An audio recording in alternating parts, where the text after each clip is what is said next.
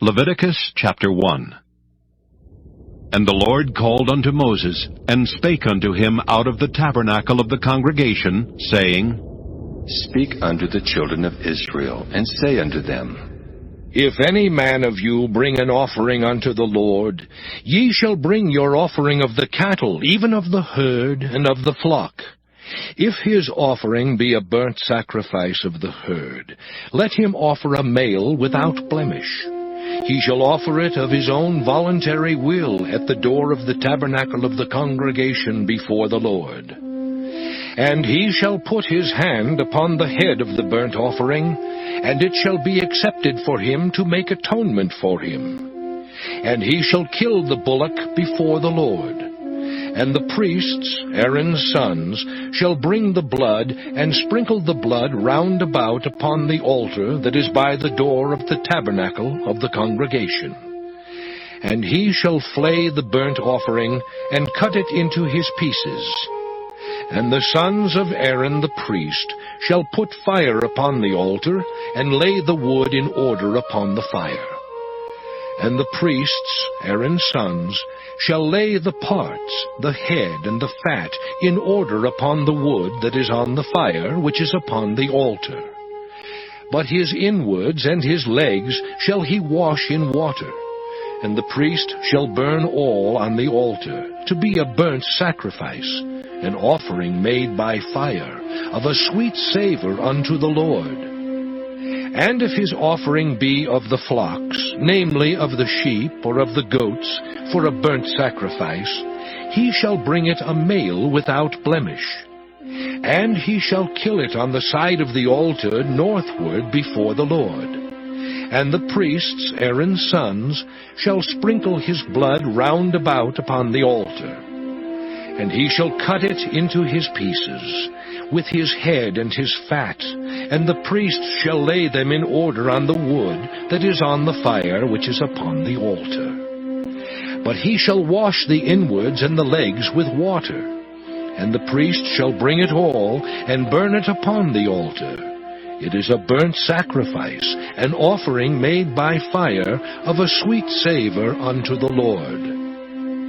And if the burnt sacrifice for his offering to the Lord be of fowls, then he shall bring his offering of turtle doves, or of young pigeons. And the priest shall bring it unto the altar, and wring off his head, and burn it on the altar. And the blood thereof shall be wrung out at the side of the altar.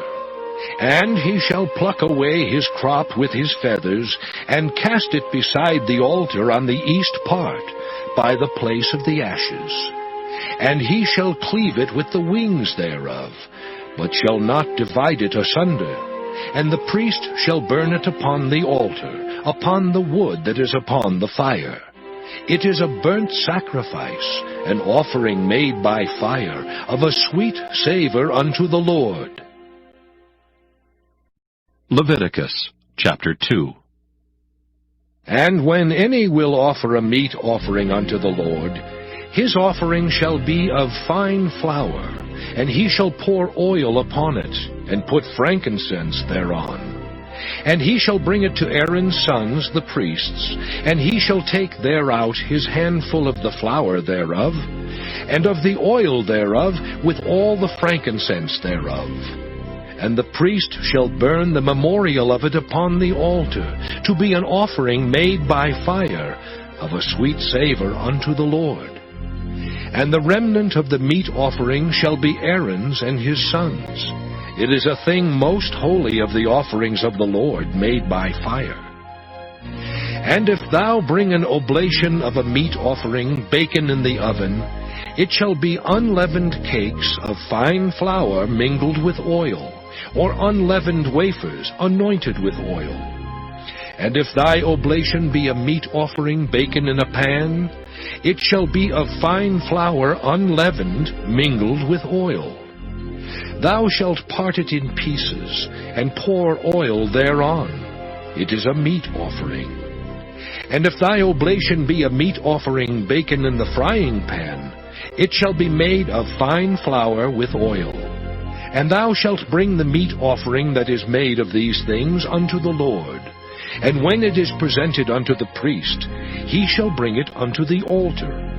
And the priest shall take from the meat offering a memorial thereof, and shall burn it upon the altar. It is an offering made by fire, of a sweet savour unto the Lord. And that which is left of the meat offering shall be Aaron's and his sons'. It is a thing most holy of the offerings of the Lord, made by fire. No meat offering which ye shall bring unto the Lord shall be made with leaven, for ye shall burn no leaven, nor any honey, in any offering of the Lord made by fire. As for the oblation of the first fruits, ye shall offer them unto the Lord. But they shall not be burnt on the altar for a sweet savour. And every oblation of thy meat offering shalt thou season with salt. Neither shalt thou suffer the salt of the covenant of thy God to be lacking from thy meat offering. With all thine offerings thou shalt offer salt. And if thou offer a meat offering of thy first fruits unto the Lord, thou shalt offer for the meat offering of thy first fruits green ears of corn dried by the fire, even corn beaten out of full ears. And thou shalt put oil upon it, and lay frankincense thereon. It is a meat offering. And the priest shall burn the memorial of it, part of the beaten corn thereof, and part of the oil thereof, with all the frankincense thereof. It is an offering made by fire unto the Lord. Leviticus chapter 3. And if his oblation be a sacrifice of peace offering, if he offer it of the herd, whether it be a male or female, he shall offer it without blemish before the Lord. And he shall lay his hand upon the head of his offering, and kill it at the door of the tabernacle of the congregation. And Aaron's sons, the priests, shall sprinkle the blood upon the altar round about. And he shall offer of the sacrifice of the peace offering, an offering made by fire unto the Lord. The fat that covereth the inwards, and all the fat that is upon the inwards, and the 2 kidneys, and the fat that is on them, which is by the flanks, and the caul above the liver with the kidneys, it shall he take away. And Aaron's sons shall burn it on the altar upon the burnt sacrifice, which is upon the wood that is on the fire. It is an offering made by fire, of a sweet savour unto the Lord. And if his offering for a sacrifice of peace offering unto the Lord be of the flock, male or female, he shall offer it without blemish. If he offer a lamb for his offering, then shall he offer it before the Lord. And he shall lay his hand upon the head of his offering, and kill it before the tabernacle of the congregation. And Aaron's sons shall sprinkle the blood thereof round about upon the altar. And he shall offer of the sacrifice of the peace offering, an offering made by fire unto the Lord. The fat thereof, and the whole rump, it shall he take off hard by the backbone, and the fat that covereth the inwards, and all the fat that is upon the inwards, and the 2 kidneys, and the fat that is upon them, which is by the flanks, and the caul above the liver with the kidneys, it shall he take away. And the priest shall burn it upon the altar. It is the food of the offering made by fire unto the Lord. And if his offering be a goat, then he shall offer it before the Lord. And he shall lay his hand upon the head of it, and kill it before the tabernacle of the congregation. And the sons of Aaron shall sprinkle the blood thereof upon the altar round about. And he shall offer thereof his offering, even an offering made by fire unto the Lord. The fat that covereth the inwards, and all the fat that is upon the inwards, and the 2 kidneys, and the fat that is upon them, which is by the flanks, and the caul above the liver with the kidneys, it shall he take away. and the priest shall burn them upon the altar. It is the food of the offering made by fire for a sweet savor. All the fat is the Lord's. It shall be a perpetual statute for your generations throughout all your dwellings, that ye eat neither fat nor blood. Leviticus chapter 4. And the Lord spake unto Moses, saying, Speak unto the children of Israel, saying, If a soul shall sin through ignorance against any of the commandments of the Lord concerning things which ought not to be done, and shall do against any of them, if the priest that is anointed do sin according to the sin of the people, then let him bring for his sin, which he hath sinned, a young bullock without blemish unto the Lord for a sin offering. And he shall bring the bullock unto the door of the tabernacle of the congregation before the Lord, and shall lay his hand upon the bullock's head, and kill the bullock before the Lord. And the priest that is anointed shall take of the bullock's blood, and bring it to the tabernacle of the congregation. And the priest shall dip his finger in the blood, and sprinkle of the blood 7 times before the Lord, before the veil of the sanctuary. And the priest shall put some of the blood upon the horns of the altar of sweet incense before the Lord, which is in the tabernacle of the congregation, and shall pour all the blood of the bullock at the bottom of the altar of the burnt offering, which is at the door of the tabernacle of the congregation. And he shall take off from it all the fat of the bullock for the sin offering, the fat that covereth the inwards, and all the fat that is upon the inwards, and the 2 kidneys, and the fat that is upon them, which is by the flanks, and the caul above the liver, with the kidneys, it shall he take away, as it was taken off from the bullock of the sacrifice of peace offerings, and the priest shall burn them upon the altar of the burnt offering. And the skin of the bullock and all his flesh, with his head and with his legs and his inwards and his dung, even the whole bullock shall he carry forth without the camp unto a clean place, where the ashes are poured out, and burn him on the wood with fire. Where the ashes are poured out shall he be burnt. And if the whole congregation of Israel sin through ignorance, and the thing be hid from the eyes of the assembly, and they have done somewhat against any of the commandments of the Lord concerning things which should not be done, and are guilty, when the sin which they have sinned against it is known, then the congregation shall offer a young bullock for the sin, and bring him before the tabernacle of the congregation. And the elders of the congregation shall lay their hands upon the head of the bullock before the Lord. And the bullock shall be killed before the Lord. And the priest that is anointed shall bring of the bullock's blood to the tabernacle of the congregation. And the priest shall dip his finger in some of the blood, and sprinkle it 7 times before the Lord, even before the veil.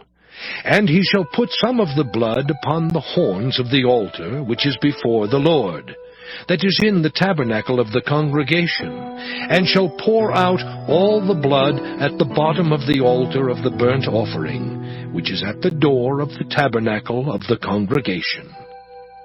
And he shall take all his fat from him, and burn it upon the altar. And he shall do with the bullock as he did with the bullock for a sin offering, so shall he do with this. And the priest shall make an atonement for them, and it shall be forgiven them. And he shall carry forth the bullock without the camp, and burn him as he burned the first bullock. It is a sin offering for the congregation. When a ruler hath sinned, and done somewhat through ignorance against any of the commandments of the Lord his God, concerning things which should not be done, and is guilty, or if his sin, wherein he hath sinned, come to his knowledge, he shall bring his offering, a kid of the goats, a male without blemish. And he shall lay his hand upon the head of the goat, and kill it in the place where they kill the burnt offering before the Lord. It is a sin offering. And the priest shall take of the blood of the sin offering with his finger, and put it upon the horns of the altar of burnt offering, and shall pour out his blood at the bottom of the altar of burnt offering. And he shall burn all his fat upon the altar, as the fat of the sacrifice of peace offerings. And the priest shall make an atonement for him as concerning his sin, and it shall be forgiven him. And if any one of the common people sin through ignorance, while he doeth somewhat against any of the commandments of the Lord, concerning things which ought not to be done, and be guilty, or if his sin, which he hath sinned, come to his knowledge, then he shall bring his offering, a kid of the goats, a female without blemish, for his sin which he hath sinned.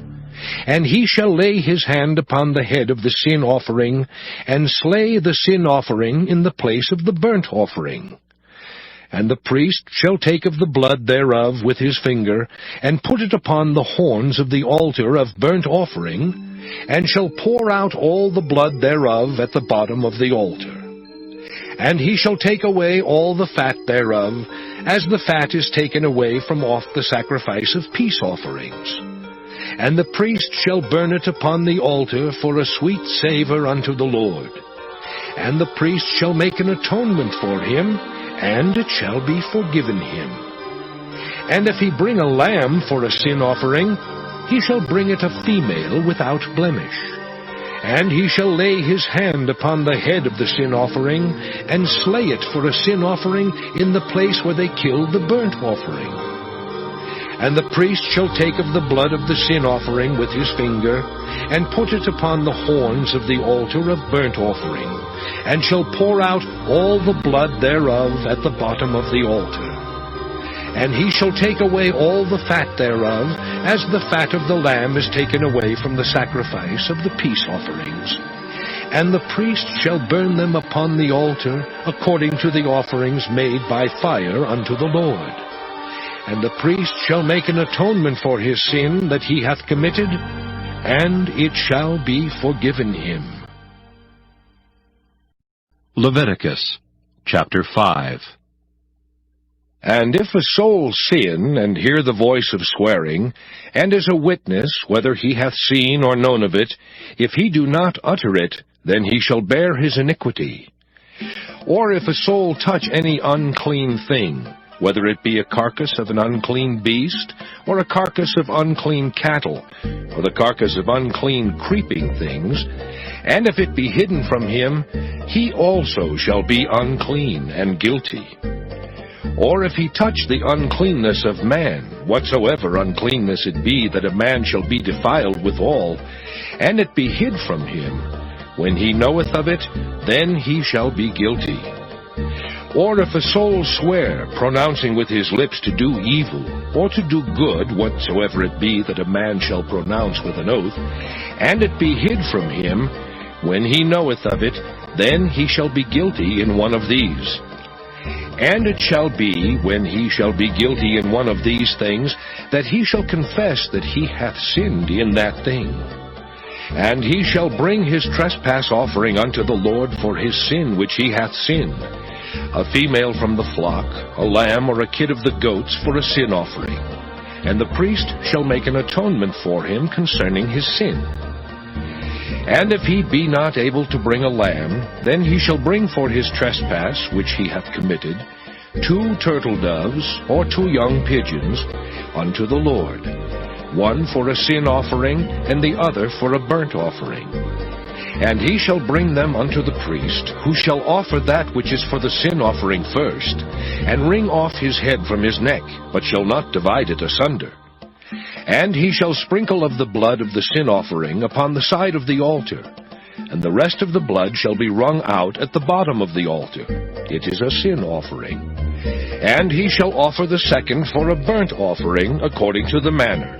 And the priest shall make an atonement for him for his sin which he hath sinned, and it shall be forgiven him.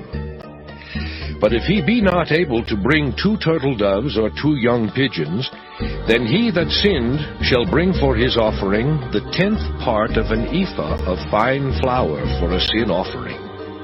He shall put no oil upon it, neither shall he put any frankincense thereon, for it is a sin offering. Then shall he bring it to the priest, and the priest shall take his handful of it, even a memorial thereof, and burn it on the altar, according to the offerings made by fire unto the Lord. It is a sin offering. And the priest shall make an atonement for him, as touching his sin that he hath sinned in one of these, and it shall be forgiven him. And the remnant shall be the priest's, as a meat offering. And the Lord spake unto Moses, saying, If a soul commit a trespass and sin through ignorance in the holy things of the Lord, then he shall bring for his trespass unto the Lord a ram without blemish out of the flocks, with thy estimation by shekels of silver, after the shekel of the sanctuary, for a trespass offering. And he shall make amends for the harm that he hath done in the holy thing, and shall add the 5th part thereto, and give it unto the priest. And the priest shall make an atonement for him with the ram of the trespass offering, and it shall be forgiven him. And if a soul sin, and commit any of these things which are forbidden to be done by the commandments of the Lord, though he wist it not, yet is he guilty, and shall bear his iniquity. And he shall bring a ram without blemish out of the flock, with thy estimation for a trespass offering unto the priest. And the priest shall make an atonement for him concerning his ignorance wherein he erred, and wist it not, and it shall be forgiven him. It is a trespass offering. He hath certainly trespassed against the Lord. Leviticus chapter 6.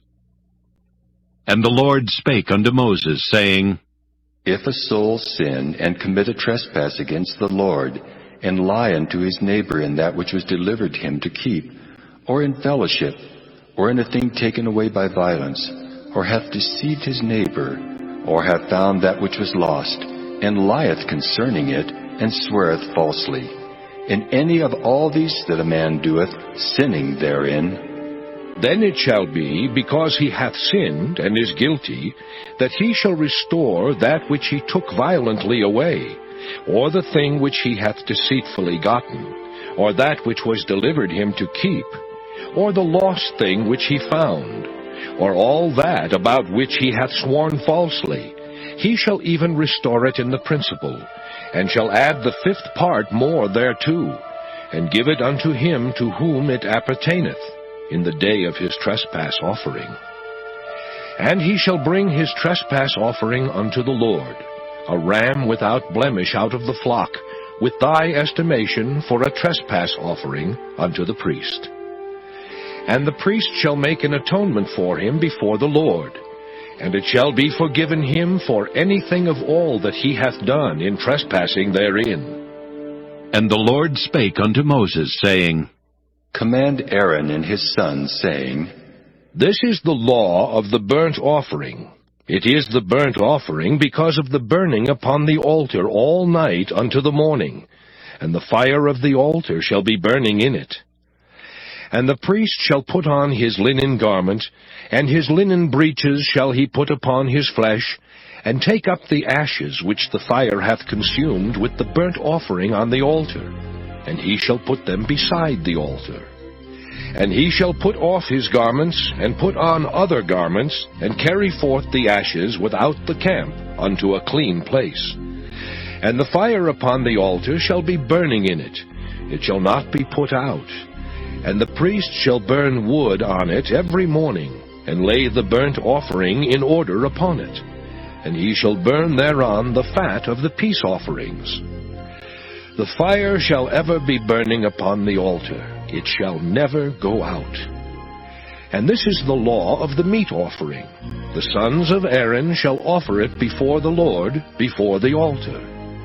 And he shall take of it his handful, of the flour of the meat offering, and of the oil thereof, and all the frankincense which is upon the meat offering, and shall burn it upon the altar for a sweet savour, even the memorial of it unto the Lord.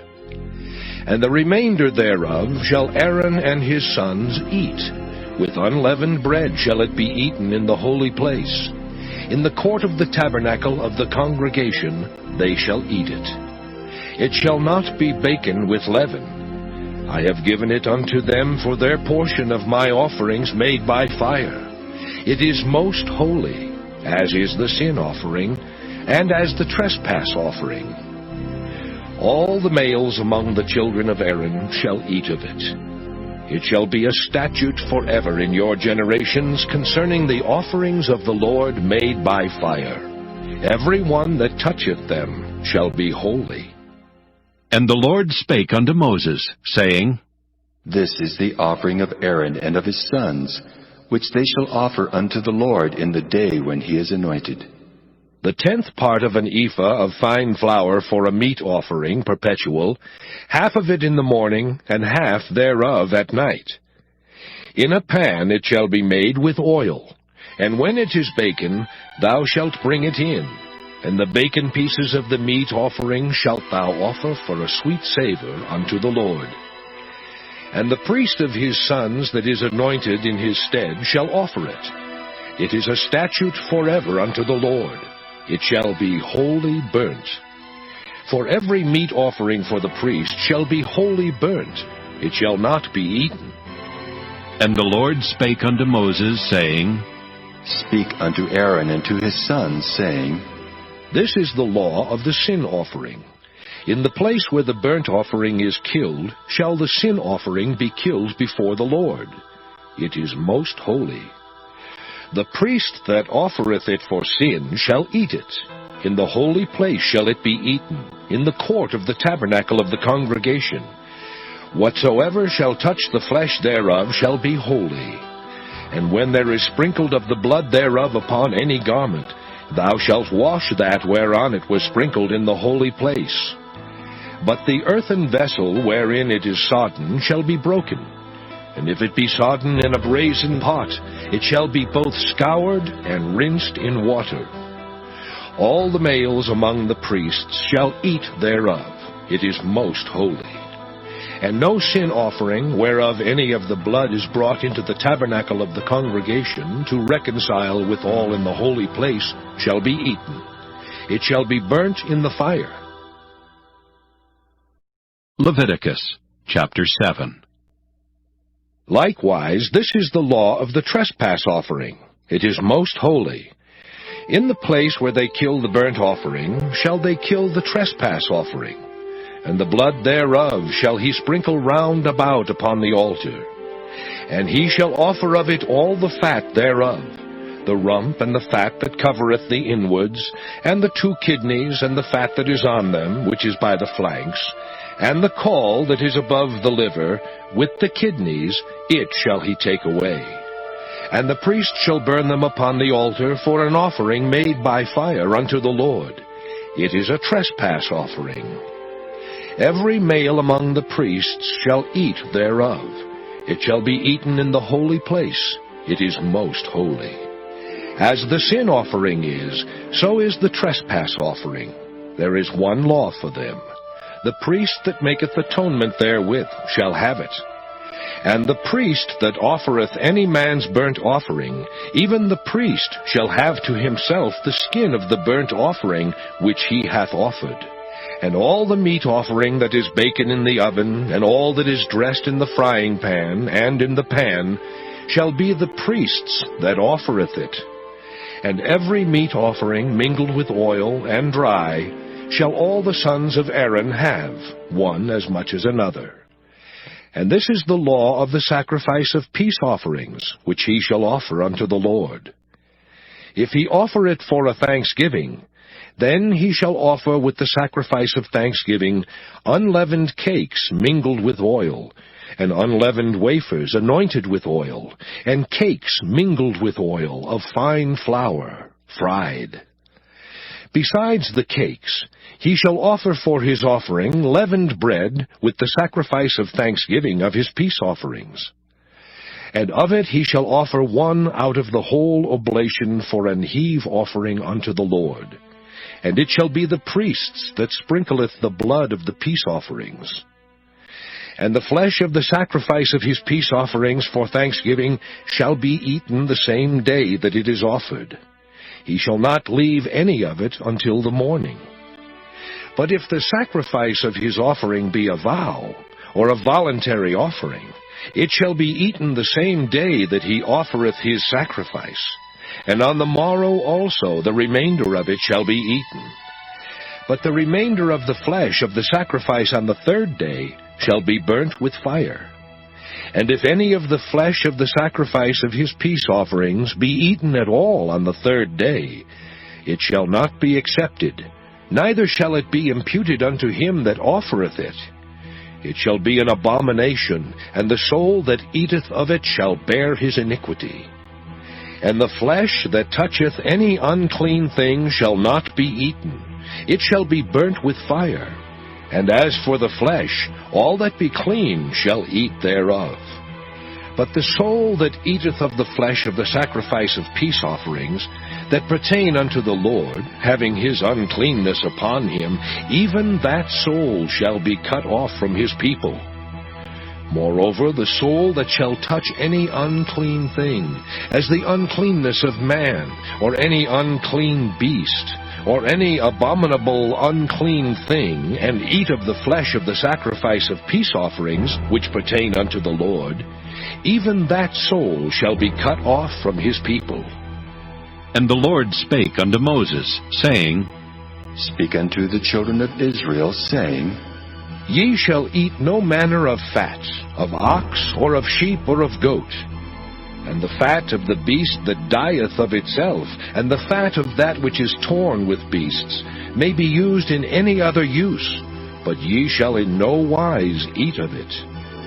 For whosoever eateth the fat of the beast, of which men offer an offering made by fire unto the Lord, even the soul that eateth it shall be cut off from his people. Moreover, ye shall eat no manner of blood, whether it be of fowl or of beast, in any of your dwellings. Whatsoever soul it be that eateth any manner of blood, even that soul shall be cut off from his people. And the Lord spake unto Moses, saying, Speak unto the children of Israel, saying, He that offereth the sacrifice of his peace offerings unto the Lord shall bring his oblation unto the Lord of the sacrifice of his peace offerings. His own hands shall bring the offerings of the Lord made by fire. The fat with the breast, it shall he bring, that the breast may be waved for a wave offering before the Lord. And the priest shall burn the fat upon the altar, but the breast shall be Aaron's and his sons'. And the right shoulder shall ye give unto the priest for an heave offering of the sacrifices of your peace offerings. He among the sons of Aaron that offereth the blood of the peace offerings and the fat shall have the right shoulder for his part. For the wave breast and the heave shoulder have I taken of the children of Israel from off the sacrifices of their peace offerings, and have given them unto Aaron the priest and unto his sons by a statute forever from among the children of Israel. This is the portion of the anointing of Aaron, and of the anointing of his sons, out of the offerings of the Lord, made by fire in the day when he presented them to minister unto the Lord in the priest's office, which the Lord commanded to be given them of the children of Israel in the day that he anointed them, by a statute forever throughout their generations. This is the law of the burnt offering, of the meat offering, and of the sin offering, and of the trespass offering, and of the consecrations, and of the sacrifice of the peace offerings, which the Lord commanded Moses in Mount Sinai, in the day that he commanded the children of Israel to offer their oblations unto the Lord in the wilderness of Sinai. Leviticus chapter 8.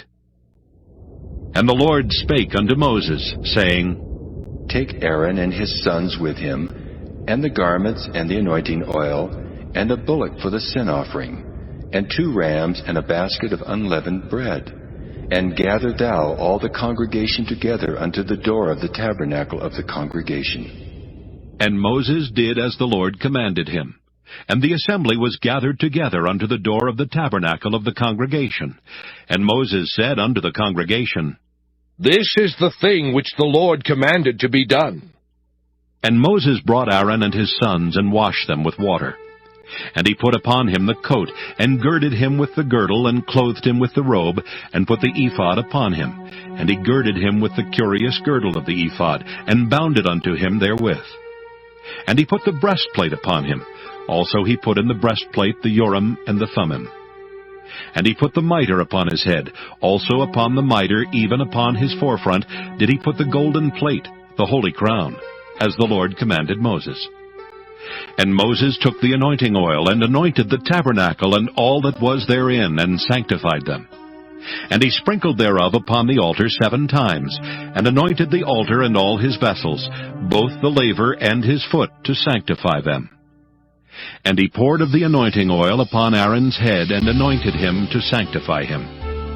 And Moses brought Aaron's sons, and put coats upon them, and girded them with girdles, and put bonnets upon them, as the Lord commanded Moses.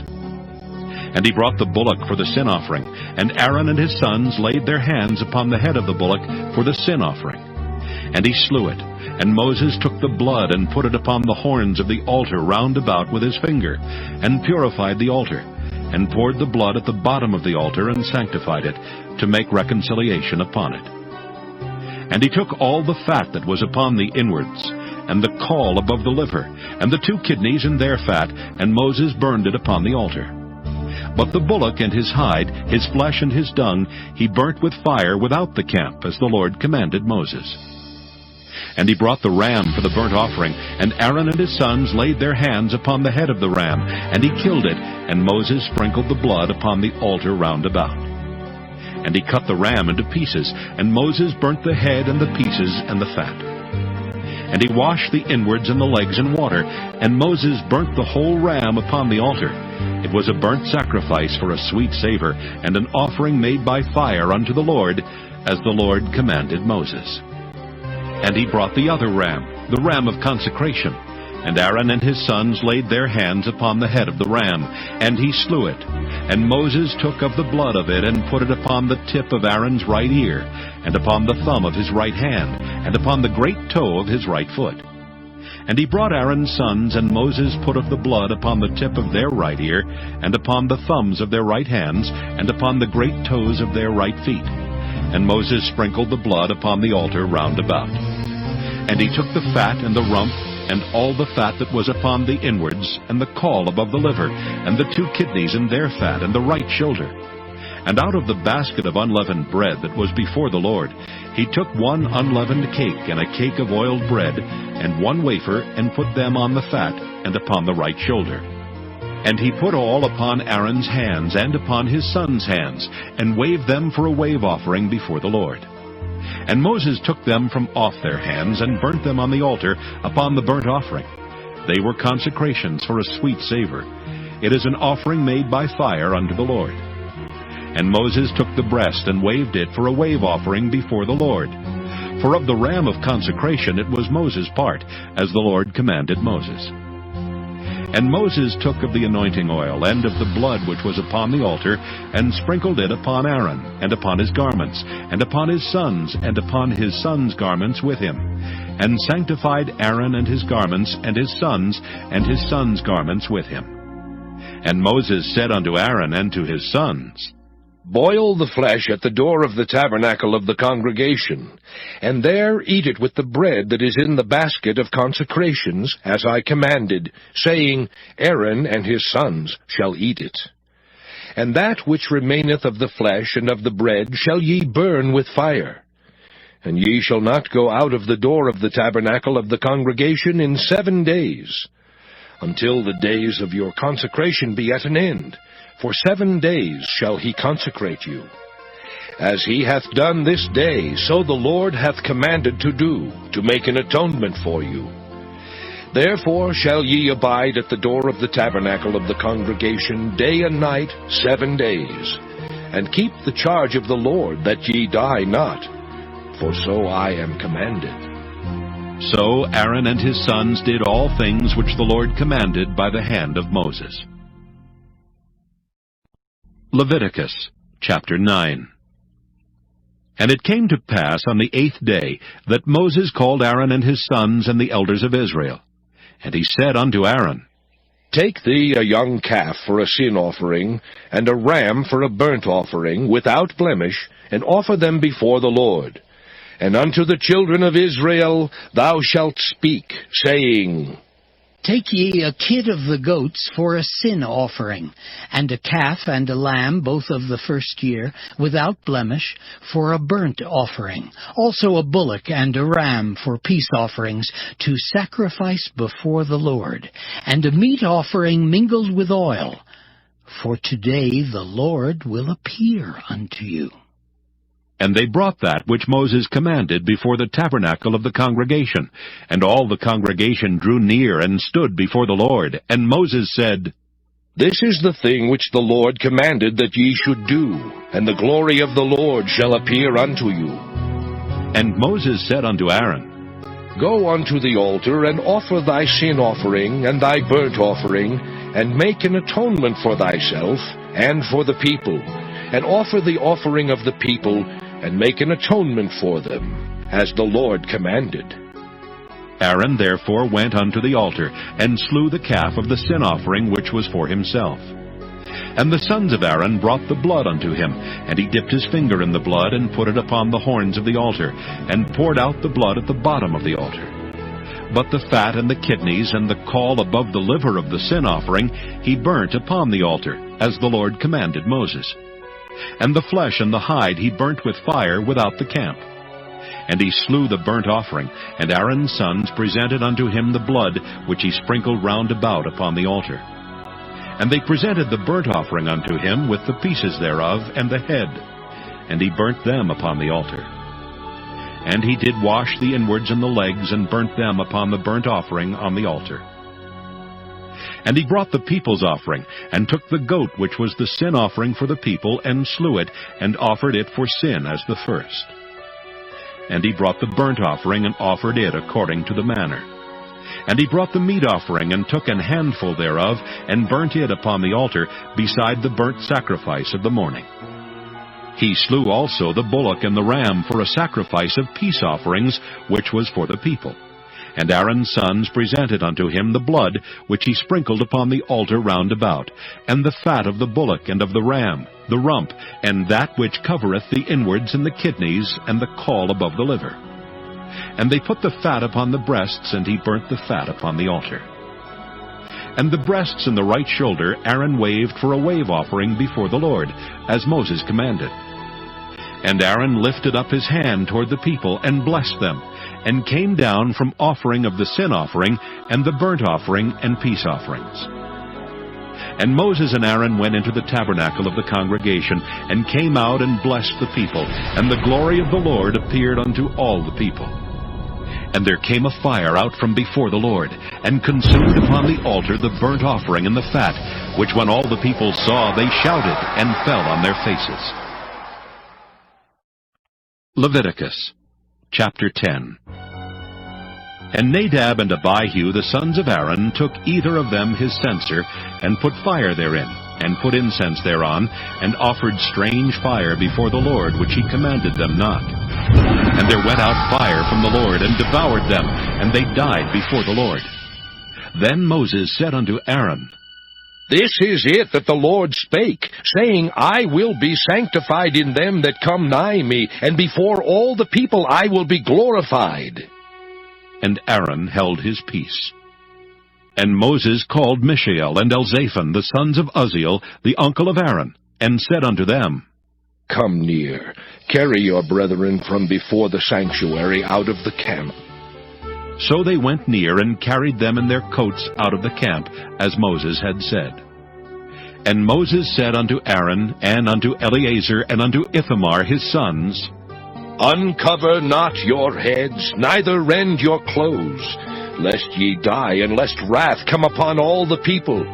But let your brethren, the whole house of Israel, bewail the burning which the Lord hath kindled. And ye shall not go out from the door of the tabernacle of the congregation, lest ye die. For the anointing oil of the Lord is upon you. And they did according to the word of Moses. And the Lord spake unto Aaron, saying, Do not drink wine nor strong drink, thou nor thy sons with thee, when ye go into the tabernacle of the congregation, lest ye die. It shall be a statute forever throughout your generations, and that ye may put difference between holy and unholy, and between unclean and clean, and that ye may teach the children of Israel all the statutes which the Lord has spoken unto them by the hand of Moses. And Moses spake unto Aaron, and unto Eleazar, and unto Ithamar his sons that were left. Take the meat offering that remaineth of the offerings of the Lord made by fire, and eat it without leaven beside the altar, for it is most holy. And ye shall eat it in the holy place, because it is thy due, and thy son's due, of the sacrifices of the Lord made by fire, for so I am commanded. And the wave breast and heave shoulder shall ye eat in a clean place, thou and thy sons and thy daughters with thee, for they be thy due, and thy sons' due, which are given out of the sacrifices of peace offerings of the children of Israel. The heave shoulder and the wave breast shall they bring with the offerings made by fire of the fat, to wave it for a wave offering before the Lord. And it shall be thine and thy sons with thee, by a statute forever, as the Lord hath commanded. And Moses diligently sought the goat of the sin offering, and behold, it was burnt. And he was angry with Eleazar and Ithamar, the sons of Aaron, which were left alive, saying, Wherefore have ye not eaten the sin offering in the holy place, seeing it is most holy? And God hath given it you to bear the iniquity of the congregation, to make atonement for them before the Lord. Behold, the blood of it was not brought in within the holy place. Ye should indeed have eaten it in the holy place, as I commanded. And Aaron said unto Moses, Behold, this day have they offered their sin offering and their burnt offering before the Lord, and such things have befallen me. And if I had eaten the sin offering today, should it have been accepted in the sight of the Lord? And when Moses heard that, he was content. Leviticus chapter 11. And the Lord spake unto Moses and to Aaron, saying unto them, Speak unto the children of Israel, saying, These are the beasts which ye shall eat among all the beasts that are on the earth. Whatsoever parteth the hoof, and is cloven-footed, and cheweth the cud among the beasts, that shall ye eat. Nevertheless, these shall ye not eat of them that chew the cud, or of them that divide the hoof, as the camel, because he cheweth the cud, but divideth not the hoof. He is unclean unto you. And the coney, because he cheweth the cud, but divideth not the hoof. He is unclean unto you. And the hare, because he cheweth the cud, but divideth not the hoof. He is unclean unto you. And the swine, though he divide the hoof, and be cloven-footed, yet he cheweth not the cud. He is unclean to you. Of their flesh shall ye not eat, and their carcass shall ye not touch. They are unclean to you. These shall ye eat of all that are in the waters. Whatsoever hath fins and scales in the waters, in the seas and in the rivers, them shall ye eat. And all that have not fins and scales in the seas and in the rivers, of all that move in the waters, and of any living thing which is in the waters, they shall be an abomination unto you. They shall be even an abomination unto you. Ye shall not eat of their flesh, but ye shall have their carcasses in abomination. Whatsoever hath no fins nor scales in the waters, that shall be an abomination unto you. And these are they which ye shall have in abomination among the fowls. They shall not be eaten, they are an abomination: the eagle, and the ossifrage, and the osprey, and the vulture, and the kite after his kind, every raven after his kind, and the owl, and the nighthawk, and the cuckoo, and the hawk after his kind, and the little owl, and the cormorant, and the great owl, and the swan, and the pelican, and the gyre eagle, and the stork, the heron after her kind, and the lapwing, and the bat. All fowls that creep, going upon all four, shall be an abomination unto you. Yet these may ye eat of every flying, creeping thing that goeth upon all four, which have legs above their feet, to leap withal upon the earth. Even these of them ye may eat, the locust after his kind, and the bald locust after his kind, and the beetle after his kind, and the grasshopper after his kind. But all other flying, creeping things which have 4 feet shall be an abomination unto you. And for these ye shall be unclean. Whosoever toucheth the carcass of them shall be unclean until the even. And whosoever beareth aught of the carcass of them shall wash his clothes, and be unclean until the even.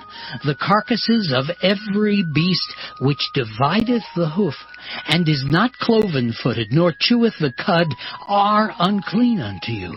Every one that toucheth them shall be unclean. And whatsoever goeth upon his paws among all manner of beasts that go on all 4, those are unclean unto you. Whoso toucheth their carcass shall be unclean until the even. And he that beareth the carcass of them shall wash his clothes, and be unclean until the even. They are unclean unto you. These also shall be unclean unto you among the creeping things that creep upon the earth, the weasel and the mouse, and the tortoise after his kind, and the ferret, and the chameleon, and the lizard, and the snail, and the mole. These are unclean to you among all that creep. Whosoever doth touch them when they be dead shall be unclean until the even. And upon whatsoever any of them when they are dead doth fall, it shall be unclean, whether it be any vessel of wood or raiment or skin or sack, whatsoever vessel it be, wherein any work is done, it must be put into water, and it shall be unclean until the even. So it shall be cleansed. And every earthen vessel whereinto any of them falleth, whatsoever is in it shall be unclean, and ye shall break it. Of all meat which may be eaten, that on which such water cometh shall be unclean. And all drink that may be drunk in every such vessel shall be unclean. And everything whereupon any part of their carcass falleth shall be unclean, whether it be oven or ranges for pots, they shall be broken down, for they are unclean, and shall be unclean unto you. Nevertheless, a fountain or pit, wherein there is plenty of water, shall be clean, but that which toucheth their carcass shall be unclean. And if any part of their carcass fall upon any sowing seed which is to be sown, it shall be clean. But if any water be put upon the seed, and any part of their carcass fall thereon, it shall be unclean unto you.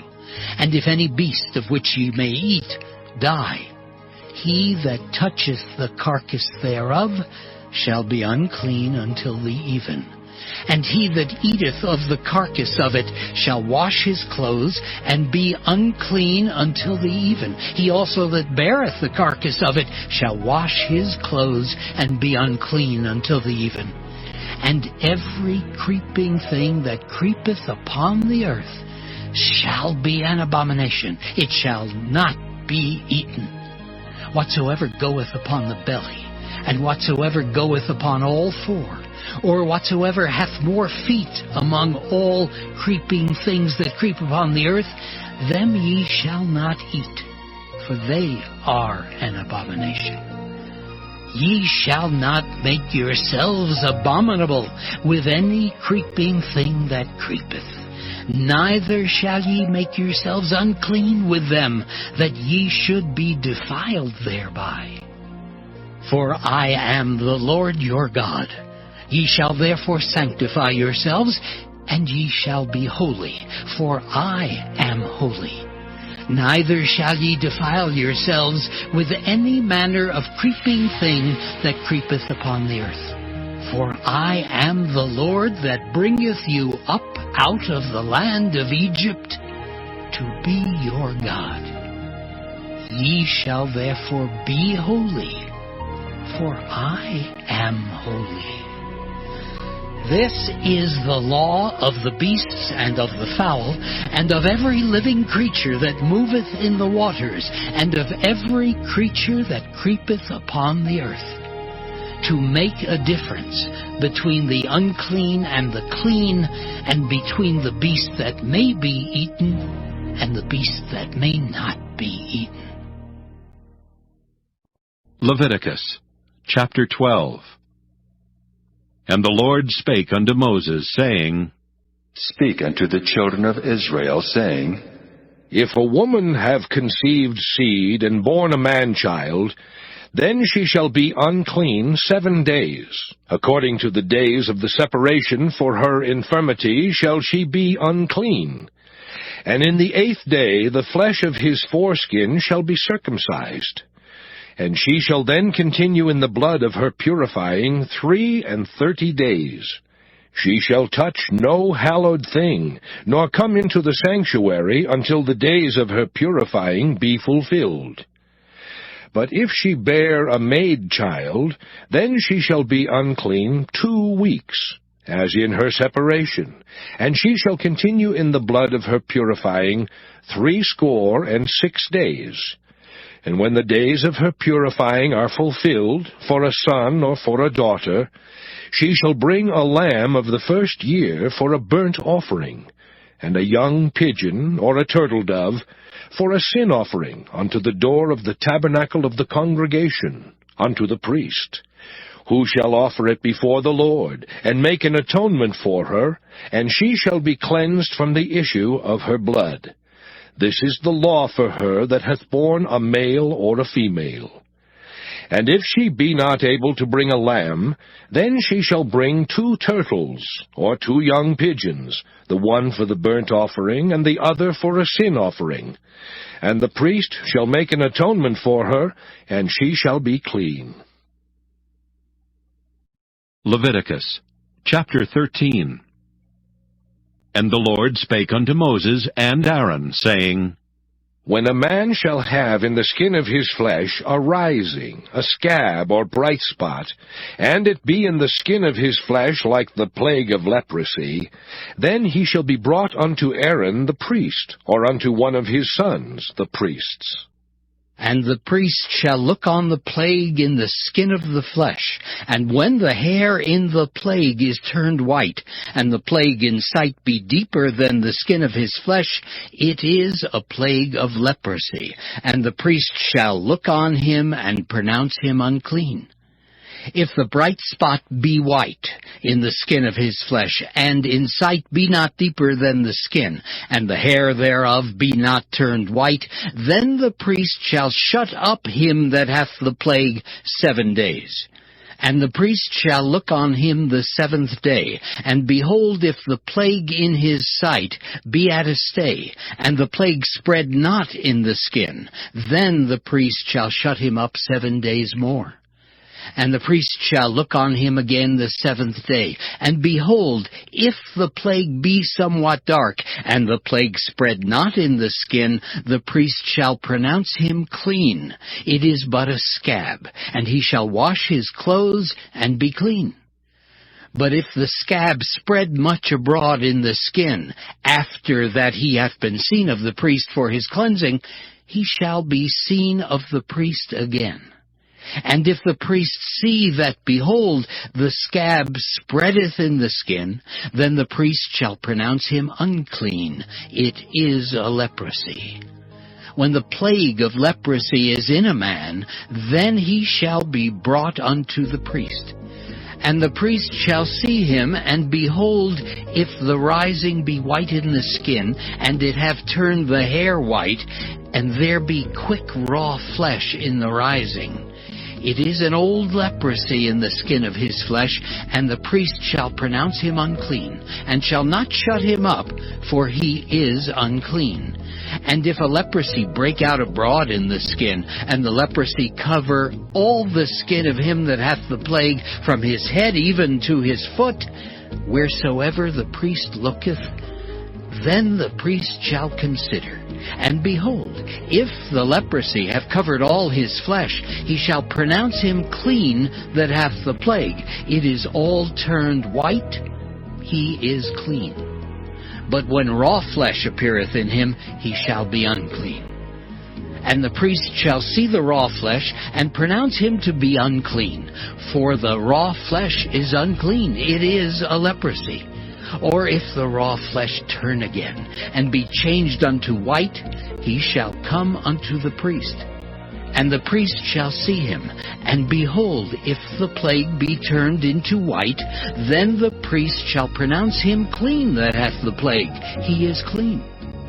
The flesh also, in which, even in the skin thereof, was a boil, and is healed, and in the place of the boil there be a white rising, or a bright spot, white and somewhat reddish, and it be showed to the priest. And if, when the priest seeth it, behold, it be in sight lower than the skin, and the hair thereof be turned white, the priest shall pronounce him unclean. It is a plague of leprosy broken out of the boil. But if the priest look on it, and behold, there be no white hairs therein, and if it be not lower than the skin, but be somewhat dark, then the priest shall shut him up 7 days. And if it spread much abroad in the skin, then the priest shall pronounce him unclean. It is a plague. But if the bright spot stay in his place and spread not, it is a burning boil, and the priest shall pronounce him clean. Or if there be any flesh in the skin whereof there is a hot burning, and the quick flesh that burneth have a white bright spot, somewhat reddish or white, then the priest shall look upon it, and behold, if the hair in the bright spot be turned white, and it be in sight deeper than the skin, it is a leprosy broken out of the burning, wherefore the priest shall pronounce him unclean. It is the plague of leprosy. But if the priest look on it, and behold, there be no white hair in the bright spot, and it be no lower than the other skin, but be somewhat dark, then the priest shall shut him up 7 days. And the priest shall look upon him the 7th day, and if it be spread much abroad in the skin, then the priest shall pronounce him unclean. It is the plague of leprosy. And if the bright spot stay in his place, and spread not in the skin, but it be somewhat dark, it is a rising of the burning, and the priest shall pronounce him clean, for it is an inflammation of the burning. If a man or woman have a plague upon the head or the beard, then the priest shall see the plague, and behold, if it be in sight deeper than the skin, and there be in it a yellow thin hair, then the priest shall pronounce him unclean. It is a dry skull, even a leprosy upon the head or beard. And if the priest look on the plague of the skull, and behold, it be not in sight deeper than the skin, and that there is no black hair in it, then the priest shall shut up him that hath the plague of the skull 7 days. And in the 7th day the priest shall look on the plague, and behold, if the skull spread not, and there be in it no yellow hair, and the skull be not in sight deeper than the skin, he shall be shaven, but the skull shall he not shave, and the priest shall shut up him that hath the skull 7 days more. And in the 7th day the priest shall look on the skull, and behold, if the skull be not spread in the skin, nor be in sight deeper than the skin, then the priest shall pronounce him clean, and he shall wash his clothes and be clean. But if the scald spread much in the skin after his cleansing, then the priest shall look on him, and behold, if the scald be spread in the skin, the priest shall not seek for yellow hair. He is unclean. But if the scald be in his sight at a stay, and that there is black hair grown up therein, the scald is healed, he is clean, and the priest shall pronounce him clean. If a man also or a woman have in the skin of their flesh bright spots, even white bright spots, then the priest shall look, and behold, if the bright spots in the skin of their flesh be darkish white, it is a freckled spot that groweth in the skin, he is clean. And the man whose hair is fallen off his head, he is bald, yet is he clean. And he that hath his hair fallen off from the part of his head toward his face, he is forehead bald, yet is he clean. And if there be in the bald head or bald forehead a white reddish sore, it is a leprosy sprung up in his bald head or his bald forehead. Then the priest shall look upon it, and behold, if the rising of the sore be white reddish in his bald head or in his bald forehead, as the leprosy appeareth in the skin of the flesh, he is a leprous man. He is unclean. The priest shall pronounce him utterly unclean. His plague is in his head. And the leper in whom the plague is, his clothes shall be rent, and his head bare, and he shall put a covering upon his upper lip, and shall cry, Unclean, unclean. All the days wherein the plague shall be in him, he shall be defiled. He is unclean. He shall dwell alone. Without the camp shall his habitation be. The garment also that the plague of leprosy is in, whether it be a woolen garment or a linen garment, whether it be in the warp or woof of linen or of woolen, whether in a skin or in anything made of skin. And if the plague be greenish or reddish in the garment, or in the skin, either in the warp or in the woof, or in anything of skin, it is a plague of leprosy, and shall be showed unto the priest. And the priest shall look upon the plague, and shut up it that hath the plague 7 days. And he shall look on the plague on the 7th day. If the plague be spread in the garment, either in the warp or in the woof, or in a skin, or in any work that is made of skin, the plague is a fretting leprosy. It is unclean. He shall therefore burn that garment, whether warp or woof, in woolen or in linen, or anything of skin, wherein the plague is, for it is a fretting leprosy. It shall be burnt in the fire. And if the priest shall look, and behold, the plague be not spread in the garment, either in the warp or in the woof, or in anything of skin, then the priest shall command that they wash the thing wherein the plague is, and he shall shut it up 7 days more. And the priest shall look on the plague after that it is washed, and behold, if the plague have not changed his color, and the plague be not spread, it is unclean. Thou shalt burn it in the fire. It is fret inward, whether it be bare within or without. And if the priest look, and behold, the plague be somewhat dark after the washing of it, then he shall rend it out of the garment, or out of the skin, or out of the warp, or out of the woof. And if it appear still in the garment, either in the warp, or in the woof, or in anything of skin, it is a spreading plague. Thou shalt burn that wherein the plague is with fire. And the garment, either warp or woof, or whatsoever thing of skin it be, which thou shalt wash, if the plague be departed from them, then it shall be washed the 2nd time, and shall be clean. This is the law of the plague of leprosy in a garment of woolen or linen, either in the warp or woof, or anything of skins, to pronounce it clean or to pronounce it unclean. Leviticus chapter 14. And the Lord spake unto Moses, saying, This shall be the law of the leper in the day of his cleansing. he shall be brought unto the priest. And the priest shall go forth out of the camp, and the priest shall look, and behold, if the plague of leprosy be healed in the leper, then shall the priest command to take for him that is to be cleansed 2 birds alive and clean, and cedar wood, and scarlet and hyssop. And the priest shall command that one of the birds be killed in an earthen vessel over running water. As for the living bird, he shall take it, and the cedar wood, and the scarlet, and the hyssop, and shall dip them and the living bird in the blood of the bird that was killed over the running water.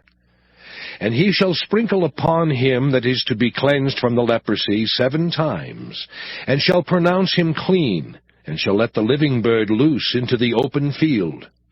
And he that is to be cleansed shall wash his clothes, and shave off all his hair, and wash himself in water, that he may be clean.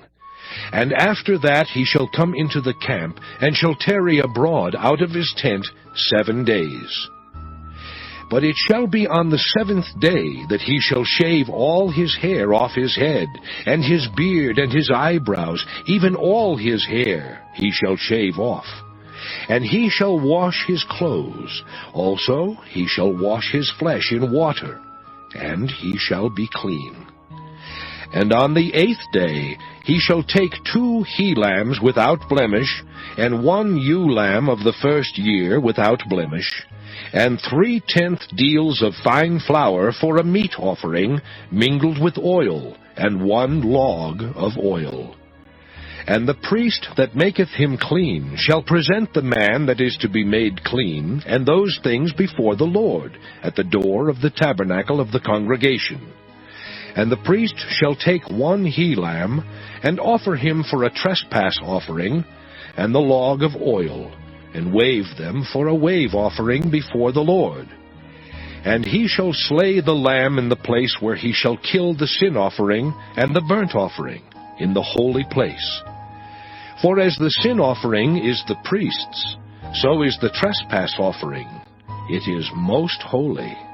And the priest shall take some of the blood of the trespass offering, and the priest shall put it upon the tip of the right ear of him that is to be cleansed, and upon the thumb of his right hand, and upon the great toe of his right foot. And the priest shall take some of the log of oil, and pour it into the palm of his own left hand. And the priest shall dip his right finger in the oil that is in his left hand, and shall sprinkle of the oil with his finger 7 times before the Lord. And of the rest of the oil that is in his hand shall the priest put upon the tip of the right ear of him that is to be cleansed, and upon the thumb of his right hand, and upon the great toe of his right foot, upon the blood of the trespass offering. And the remnant of the oil that is in the priest's hand he shall pour upon the head of him that is to be cleansed. And the priest shall make an atonement for him before the Lord. And the priest shall offer the sin offering, and make an atonement for him that is to be cleansed from his uncleanness, and afterward he shall kill the burnt offering. And the priest shall offer the burnt offering and the meat offering upon the altar.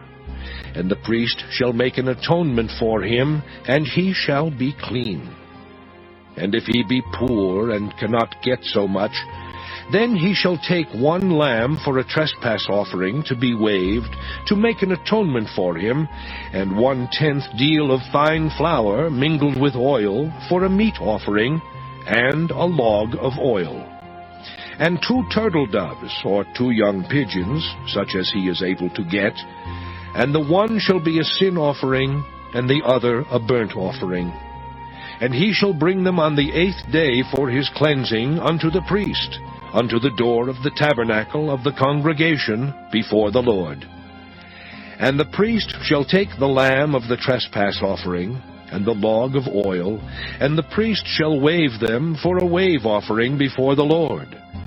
And he shall kill the lamb of the trespass offering, and the priest shall take some of the blood of the trespass offering, and put it upon the tip of the right ear of him that is to be cleansed, and upon the thumb of his right hand, and upon the great toe of his right foot.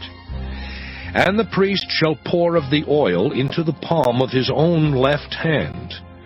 And the priest shall sprinkle with his right finger some of the oil that is in his left hand 7 times before the Lord.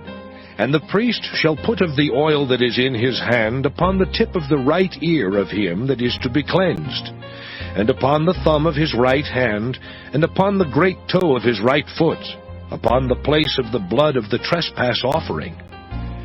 And the rest of the oil that is in the priest's hand he shall put upon the head of him that is to be cleansed, to make an atonement for him before the Lord.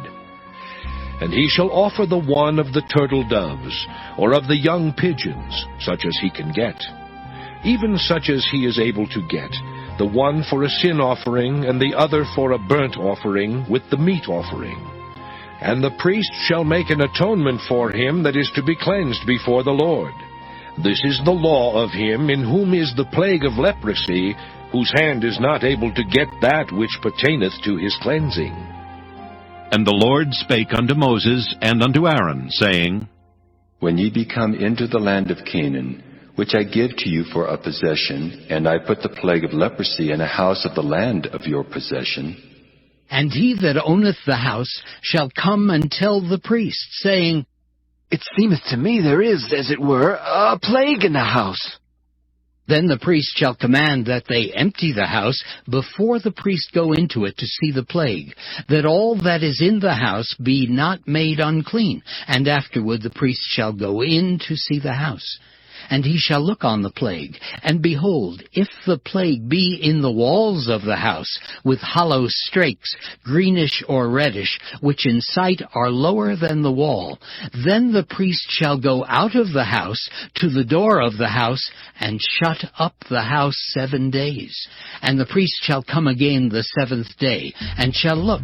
And behold, if the plague be spread in the walls of the house, then the priest shall command that they take away the stones in which the plague is, and they shall cast them into an unclean place without the city. And he shall cause the house to be scraped within round about, and they shall pour out the dust that they scrape off without the city into an unclean place. And they shall take other stones, and put them in the place of those stones. And he shall take other mortar, and shall plaster the house. And if the plague come again, and break out in the house, after that he hath taken away the stones, and after he hath scraped the house, and after it is plastered, then the priest shall come and look. And behold, if the plague be spread in the house, it is a fretting leprosy in the house, it is unclean. And he shall break down the house, the stones of it, and the timber thereof, and all the mortar of the house, and he shall carry them forth out of the city into an unclean place. Moreover, he that goeth into the house all the while that it is shut up shall be unclean until the even. And he that lieth in the house shall wash his clothes, and he that eateth in the house shall wash his clothes. And if the priest shall come in and look upon it, and behold, the plague hath not spread in the house after the house was plastered, then the priest shall pronounce the house clean, because the plague is healed. And he shall take to cleanse the house 2 birds, and cedar wood, and scarlet, and hyssop. And he shall kill the one of the birds in an earthen vessel over running water. And he shall take the cedar wood, and the hyssop, and the scarlet, and the living bird, and dip them in the blood of the slain bird, and in the running water, and sprinkle the house 7 times. And he shall cleanse the house with the blood of the bird, and with the running water, and with the living bird, and with the cedar wood, and with the hyssop, and with the scarlet. But he shall let go the living bird out of the city into the open fields, and make an atonement for the house, and it shall be clean. This is the law for all manner of plague of leprosy and skull, and for the leprosy of a garment and of a house, and for a rising, and for a scab, and for a bright spot, to teach when it is unclean, and when it is clean. This is the law of leprosy. Leviticus chapter 15. And the Lord spake unto Moses and to Aaron, saying, Speak unto the children of Israel, and say unto them, When any man hath a running issue out of his flesh, because of his issue he is unclean. And this shall be his uncleanness in his issue, whether his flesh run with his issue, or his flesh be stopped from his issue, it is his uncleanness. Every bed whereon he lieth that hath the issue is unclean, and everything whereon he sitteth shall be unclean. And whosoever toucheth his bed shall wash his clothes, and bathe himself in water, and be unclean until the even. And he that sitteth on anything whereon he sat that hath the issue shall wash his clothes, and bathe himself in water, and be unclean until the even. And he that toucheth the flesh of him that hath the issue shall wash his clothes, and bathe himself in water, and be unclean until the even. And if he that hath the issue spit upon him that is clean, then he shall wash his clothes, and bathe himself in water, and be unclean until the even. And what saddle soever he rideth upon that hath the issue shall be unclean. And whosoever toucheth anything that was under him shall be unclean until the even. And he that beareth any of those things shall wash his clothes, and bathe himself in water, and be unclean until the even. And whomsoever he toucheth that hath the issue, and hath not rinsed his hands in water, he shall wash his clothes, and bathe himself in water, and be unclean until the even. And the vessel of earth that he toucheth, which hath the issue, shall be broken, and every vessel of wood shall be rinsed in water. And when he that hath an issue is cleansed of his issue, then he shall number to himself 7 days for his cleansing, and wash his clothes, and bathe his flesh in running water, and shall be clean.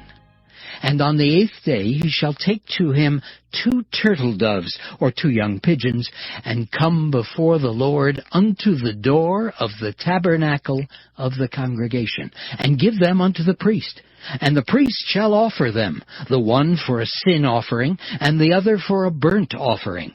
And the priest shall make an atonement for him before the Lord for his issue. And if any man's seed of copulation go out from him, then he shall wash all his flesh in water, and be unclean until the even. And every garment and every skin whereon is the seed of copulation shall be washed with water, and be unclean until the even. The woman also with whom man shall lie with seed of copulation, they shall both bathe themselves in water, and be unclean until the even. And if a woman have an issue, and her issue in her flesh be blood, she shall be put apart 7 days, and whosoever toucheth her shall be unclean until the even. And everything that she lieth upon in her separation shall be unclean. Everything also that she sitteth upon shall be unclean. And whosoever toucheth her bed shall wash his clothes, and bathe himself in water, and be unclean until the even.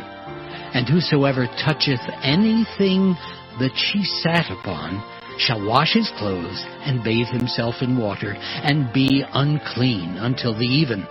And if it be on her bed, or on anything whereon she sitteth, when he toucheth it, he shall be unclean until the even.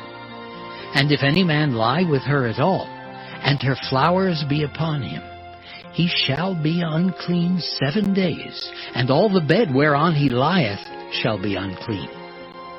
And if a woman have an issue of her blood many days out of the time of her separation, or if it run beyond the time of her separation, all the days of the issue of her uncleanness shall be as the days of her separation. She shall be unclean. Every bed whereon she lieth all the days of her issue shall be unto her as the bed of her separation. And whatsoever she sitteth upon shall be unclean, as the uncleanness of her separation. And whosoever toucheth those things shall be unclean, and shall wash his clothes, and bathe himself in water, and be unclean until the even. But if she be cleansed of her issue, then she shall number to herself 7 days, and after that she shall be clean. And on the 8th day she shall take unto her 2 turtles, or 2 young pigeons, and bring them unto the priest, to the door of the tabernacle of the congregation. And the priest shall offer the one for a sin offering, and the other for a burnt offering. And the priest shall make an atonement for her before the Lord, for the issue of her uncleanness. Thus shall ye separate the children of Israel from their uncleanness, that they die not in their uncleanness when they defile my tabernacle that is among them. This is the law of him that hath an issue, and of him whose seed goeth from him, and is defiled therewith, and of her that is sick of her flowers, and of him that hath an issue, of the man and of the woman, and of him that lieth with her that is unclean. Leviticus chapter 16. And the Lord spake unto Moses after the death of the 2 sons of Aaron, when they offered before the Lord, and died. And the Lord said unto Moses, Speak unto Aaron thy brother, that he come not at all times into the holy place, within the veil before the mercy seat which is upon the ark, that he die not. For I will appear in the cloud upon the mercy seat. Thus shall Aaron come into the holy place with a young bullock for a sin offering, and a ram for a burnt offering. He shall put on the holy linen coat, and he shall have the linen breeches upon his flesh, and shall be girded with a linen girdle, and with the linen mitre shall he be attired. These are holy garments. Therefore shall he wash his flesh in water, and so put them on. And he shall take of the congregation of the children of Israel 2 kids of the goats for a sin offering, and 1 ram for a burnt offering. And Aaron shall offer his bullock of the sin offering, which is for himself, and make an atonement for himself and for his house. And he shall take the 2 goats, and present them before the Lord at the door of the tabernacle of the congregation. And Aaron shall cast lots upon the 2 goats, 1 lot for the Lord, and the other lot for the scapegoat. And Aaron shall bring the goat upon which the Lord's lot fell, and offer him for a sin offering. But the goat on which the lot fell to be the scapegoat shall be presented alive before the Lord, to make an atonement with him, and to let him go for a scapegoat into the wilderness. And Aaron shall bring the bullock of the sin offering, which is for himself, and shall make an atonement for himself and for his house, and shall kill the bullock of the sin offering, which is for himself. And he shall take a censer full of burning coals of fire from off the altar before the Lord, and his hands full of sweet incense beaten small, and bring it within the veil. And he shall put the incense upon the fire before the Lord, that the cloud of the incense may cover the mercy seat that is upon the testimony, that he die not. And he shall take of the blood of the bullock, and sprinkle it with his finger upon the mercy seat eastward. And before the mercy seat shall he sprinkle of the blood with his finger 7 times. Then shall he kill the goat of the sin offering that is for the people, and bring his blood within the veil, and do with that blood as he did with the blood of the bullock, and sprinkle it upon the mercy seat, and before the mercy seat. And he shall make an atonement for the holy place, because of the uncleanness of the children of Israel, and because of their transgressions in all their sins. And so shall he do for the tabernacle of the congregation, that remaineth among them in the midst of their uncleanness. And there shall be no man in the tabernacle of the congregation when he goeth in to make an atonement in the holy place, until he come out, and have made an atonement for himself, and for his household, and for all the congregation of Israel. And he shall go out unto the altar that is before the Lord, and make an atonement for it. and shall take of the blood of the bullock and of the blood of the goat, and put it upon the horns of the altar round about. And he shall sprinkle of the blood upon it with his finger 7 times, and cleanse it, and hallow it from the uncleanness of the children of Israel. And when he hath made an end of reconciling the holy place, and the tabernacle of the congregation, and the altar, he shall bring the live goat. And Aaron shall lay both his hands upon the head of the live goat, and confess over him all the iniquities of the children of Israel, and all their transgressions in all their sins, putting them upon the head of the goat, and shall send him away by the hand of a fit man into the wilderness. And the goat shall bear upon him all their iniquities unto a land not inhabited, and he shall let go the goat in the wilderness. And Aaron shall come into the tabernacle of the congregation, and shall put off the linen garments which he put on when he went into the holy place, and shall leave them there. And he shall wash his flesh with water in the holy place, and put on his garments, and come forth, and offer his burnt offering, and the burnt offering of the people, and make an atonement for himself and for the people. And the fat of the sin offering shall he burn upon the altar. And he that let go the goat for the scapegoat shall wash his clothes, and bathe his flesh in water, and afterward come into the camp. And the bullock for the sin offering, and the goat for the sin offering, whose blood was brought in to make atonement in the holy place, shall one carry forth without the camp, and they shall burn in the fire their skins, and their flesh, and their dung. And he that burneth them shall wash his clothes, and bathe his flesh in water, and afterward he shall come into the camp. And this shall be a statute forever unto you, that in the 7th month, on the 10th day of the month, ye shall afflict your souls, and do no work at all, whether it be one of your own country, or a stranger that sojourneth among you. For on that day shall the priest make an atonement for you, to cleanse you, that ye may be clean from all your sins before the Lord. It shall be a Sabbath of rest unto you, and ye shall afflict your souls by a statute forever. And the priest whom he shall anoint, and whom he shall consecrate to minister in the priest's office in his father's stead, shall make the atonement, and shall put on the linen clothes, even the holy garments. And he shall make an atonement for the holy sanctuary, and he shall make an atonement for the tabernacle of the congregation, and for the altar, and he shall make an atonement for the priests, and for all the people of the congregation. And this shall be an everlasting statute unto you, to make an atonement for the children of Israel for all their sins once a year. And he did as the Lord commanded Moses. Leviticus chapter 17. And the Lord spake unto Moses, saying, Speak unto Aaron, and unto his sons, and unto all the children of Israel, and say unto them, This is the thing which the Lord hath commanded, saying, What man soever there be of the house of Israel that killeth an ox, or lamb, or goat in the camp, or that killeth it out of the camp, and bringeth it not unto the door of the tabernacle of the congregation, to offer an offering unto the Lord before the tabernacle of the Lord, blood shall be imputed unto that man. He hath shed blood, and that man shall be cut off from among his people.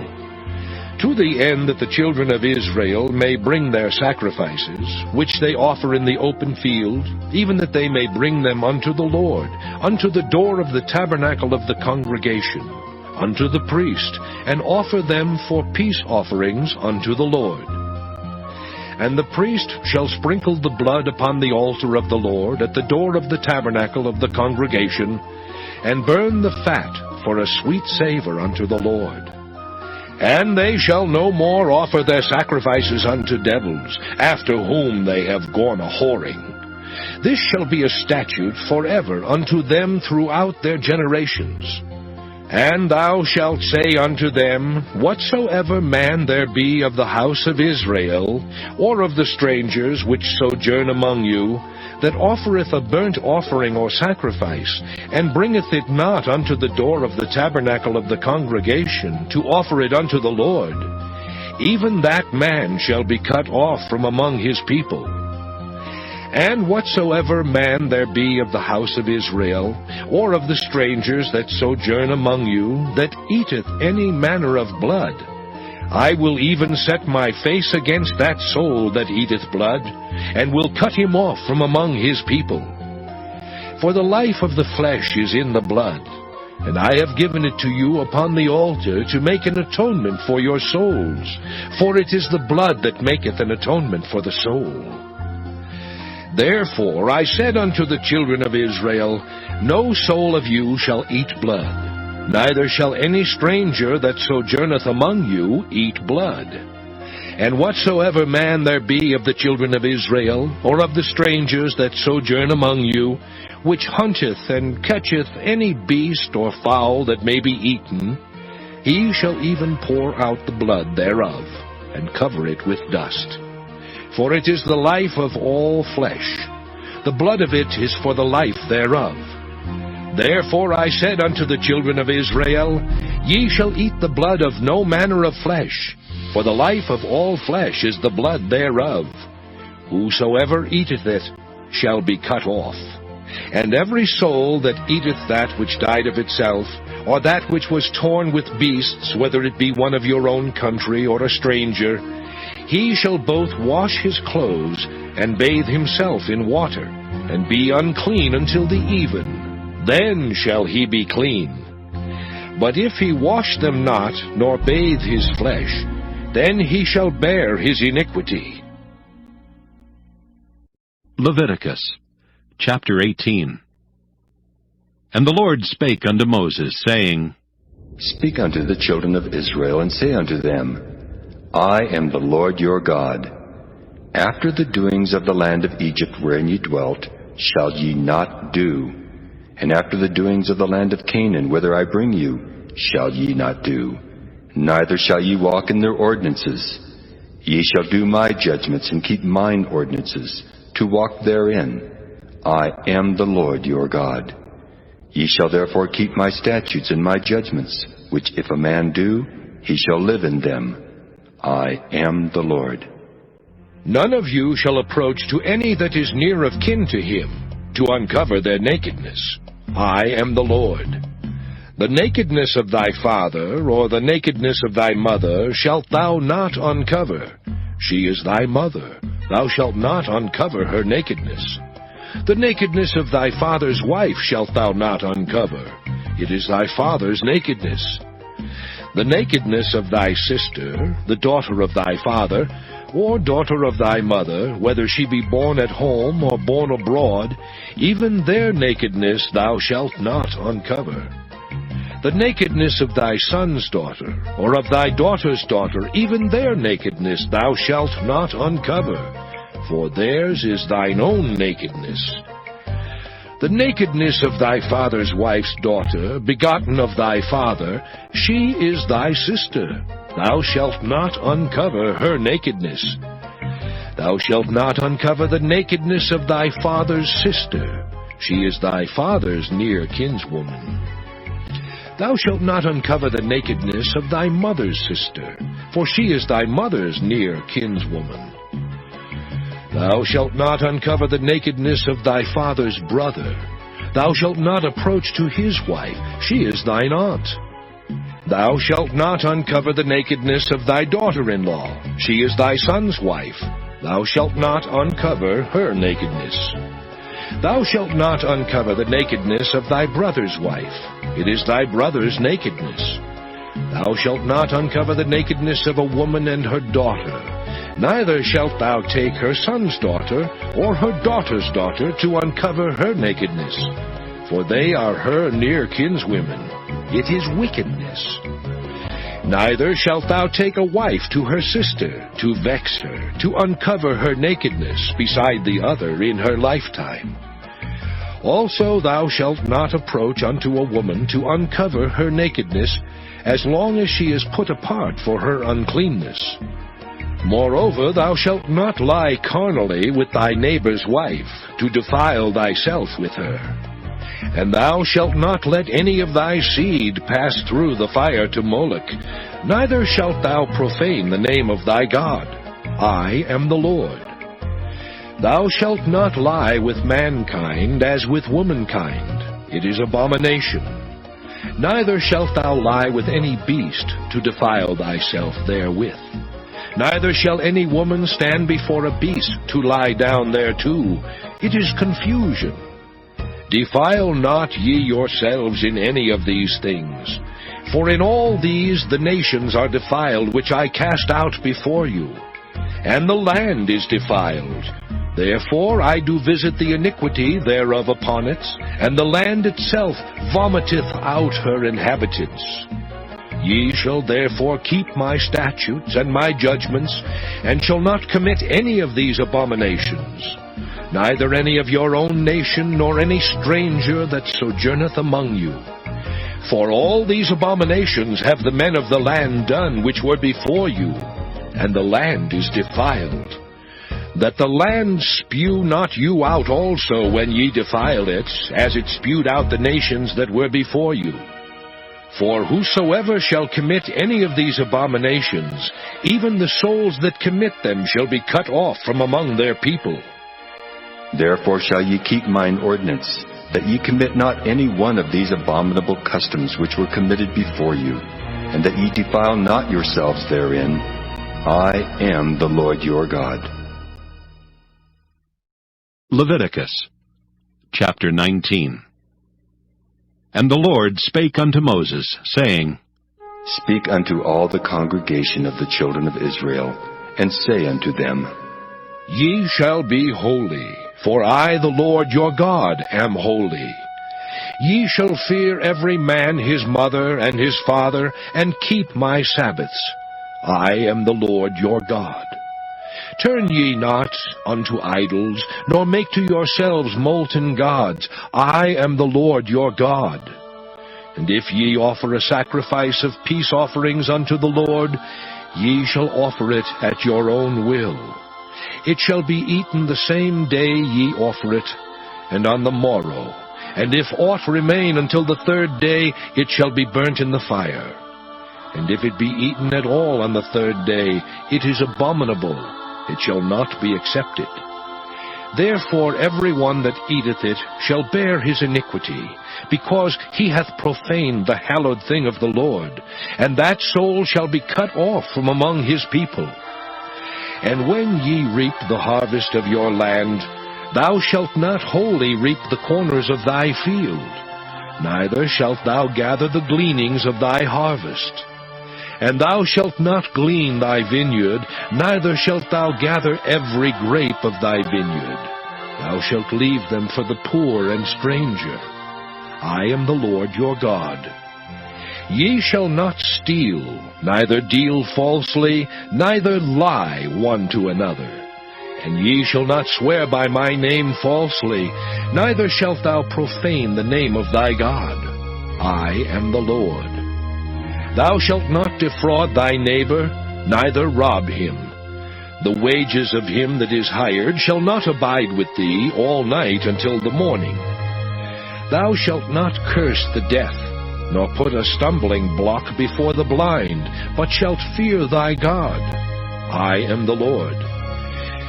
Ye shall do no unrighteousness in judgment. Thou shalt not respect the person of the poor, nor honor the person of the mighty, but in righteousness shalt thou judge thy neighbor. Thou shalt not go up and down as a talebearer among thy people, neither shalt thou stand against the blood of thy neighbor. I am the Lord. Thou shalt not hate thy brother in thine heart. Thou shalt in any wise rebuke thy neighbor, and not suffer sin upon him. Thou shalt not avenge nor bear any grudge against the children of thy people, but thou shalt love thy neighbor as thyself. I am the Lord. Ye shall keep my statutes. Thou shalt not let thy cattle gender with a diverse kind. Thou shalt not sow thy field with mingled seed. Neither shall a garment mingled of linen and woolen come upon thee. And whosoever lieth carnally with a woman that is a bondmaid, betrothed to an husband, and not at all redeemed, nor freedom given her, she shall be scourged.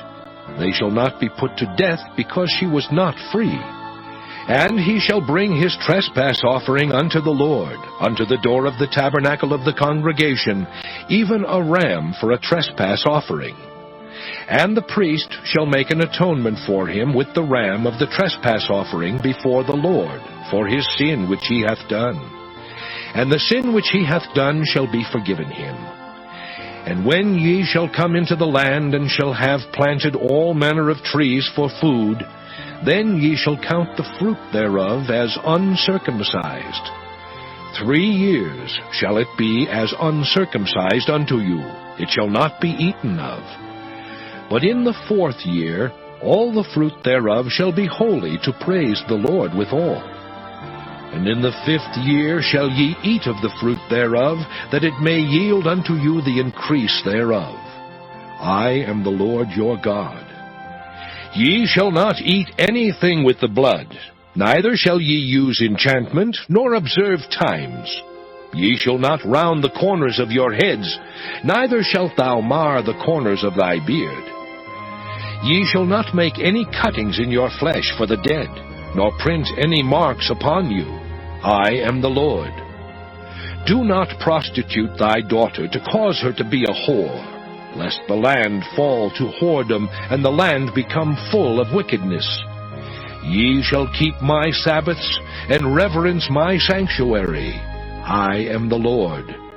Regard not them that have familiar spirits, neither seek after wizards, to be defiled by them. I am the Lord your God. Thou shalt rise up before the hoary head, and honor the face of the old man, and fear thy God. I am the Lord. And if a stranger sojourn with thee in your land, ye shall not vex him. But the stranger that dwelleth with you shall be unto you as one born among you, and thou shalt love him as thyself. For ye were strangers in the land of Egypt. I am the Lord your God. Ye shall do no unrighteousness in judgment, in meteyard, in weight, or in measure. Just balances, just weights, a just ephah, and a just hin shall ye have. I am the Lord your God, which brought you out of the land of Egypt. Therefore shall ye observe all my statutes and all my judgments, and do them. I am the Lord. Leviticus chapter 20. And the Lord spake unto Moses, saying, Again thou shalt say to the children of Israel, Whosoever he be of the children of Israel, or of the strangers that sojourn in Israel, that giveth any of his seed unto Moloch, he shall surely be put to death. The people of the land shall stone him with stones. And I will set my face against that man, and will cut him off from among his people, because he hath given of his seed unto Moloch, to defile my sanctuary, and to profane my holy name. And if the people of the land do any ways hide their eyes from the man, when he giveth of his seed unto Moloch, and kill him not, then I will set my face against that man, and against his family, and will cut him off, and all that go a-whoring after him, to commit whoredom with Moloch, from among their people.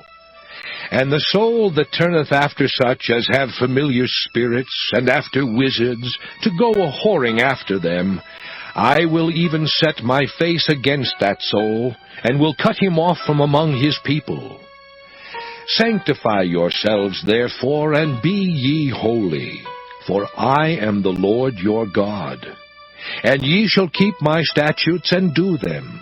I am the Lord which sanctify you. For every one that curseth his father or his mother shall be surely put to death. He hath cursed his father or his mother, his blood shall be upon him. And the man that committeth adultery with another man's wife, even he that committeth adultery with his neighbor's wife, the adulterer and the adulteress shall surely be put to death. And the man that lieth with his father's wife hath uncovered his father's nakedness. Both of them shall surely be put to death. Their blood shall be upon them. And if a man lie with his daughter-in-law, both of them shall surely be put to death. They have wrought confusion. Their blood shall be upon them. If a man also lie with mankind as he lieth with a woman, both of them have committed an abomination. They shall surely be put to death. Their blood shall be upon them. And if a man take a wife and her mother, it is wickedness. They shall be burnt with fire, both he and they, that there be no wickedness among you.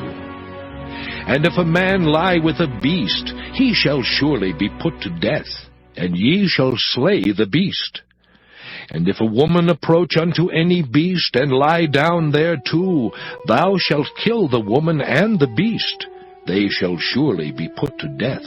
Their blood shall be upon them.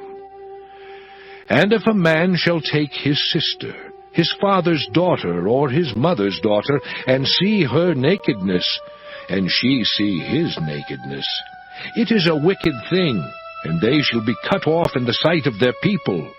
He hath uncovered his sister's nakedness, he shall bear his iniquity. And if a man shall lie with a woman having her sickness, and shall uncover her nakedness, he hath discovered her fountain, and she hath uncovered the fountain of her blood, and both of them shall be cut off from among their people. And thou shalt not uncover the nakedness of thy mother's sister, nor of thy father's sister, for he uncovereth his near kin. They shall bear their iniquity.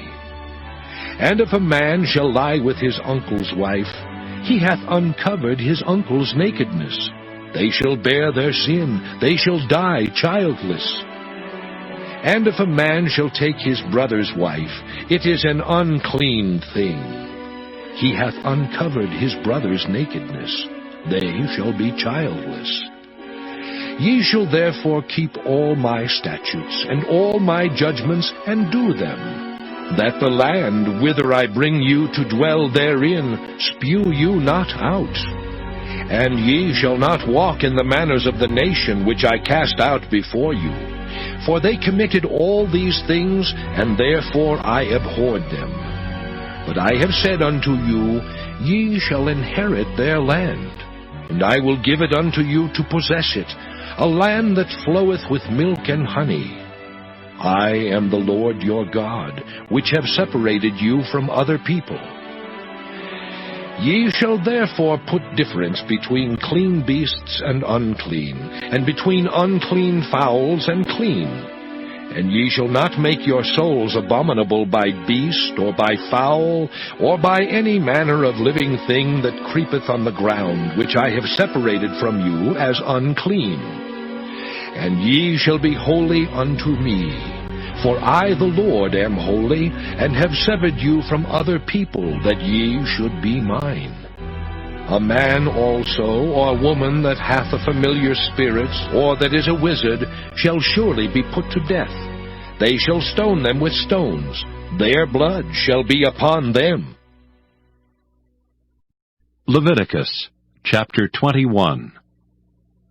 And the Lord said unto Moses, Speak unto the priests the sons of Aaron, and say unto them, There shall none be defiled for the dead among his people. But for his kin that is near unto him, that is, for his mother, and for his father, and for his son, and for his daughter, and for his brother, and for his sister a virgin that is nigh unto him, which hath had no husband, for her may he be defiled. But he shall not defile himself, being a chief man among his people, to profane himself. They shall not make baldness upon their head, neither shall they shave off the corner of their beard, nor make any cuttings in their flesh. They shall be holy unto their God, and not profane the name of their God. For the offerings of the Lord made by fire, and the bread of their God, they do offer. Therefore they shall be holy. They shall not take a wife that is a whore or profane, neither shall they take a woman put away from her husband, for he is holy unto his God. Thou shalt sanctify him therefore, for he offereth the bread of thy God. He shall be holy unto thee. For I, the Lord, which sanctify you, am holy. And the daughter of any priest, if she profane herself by playing the whore, she profaneth her father. She shall be burnt with fire.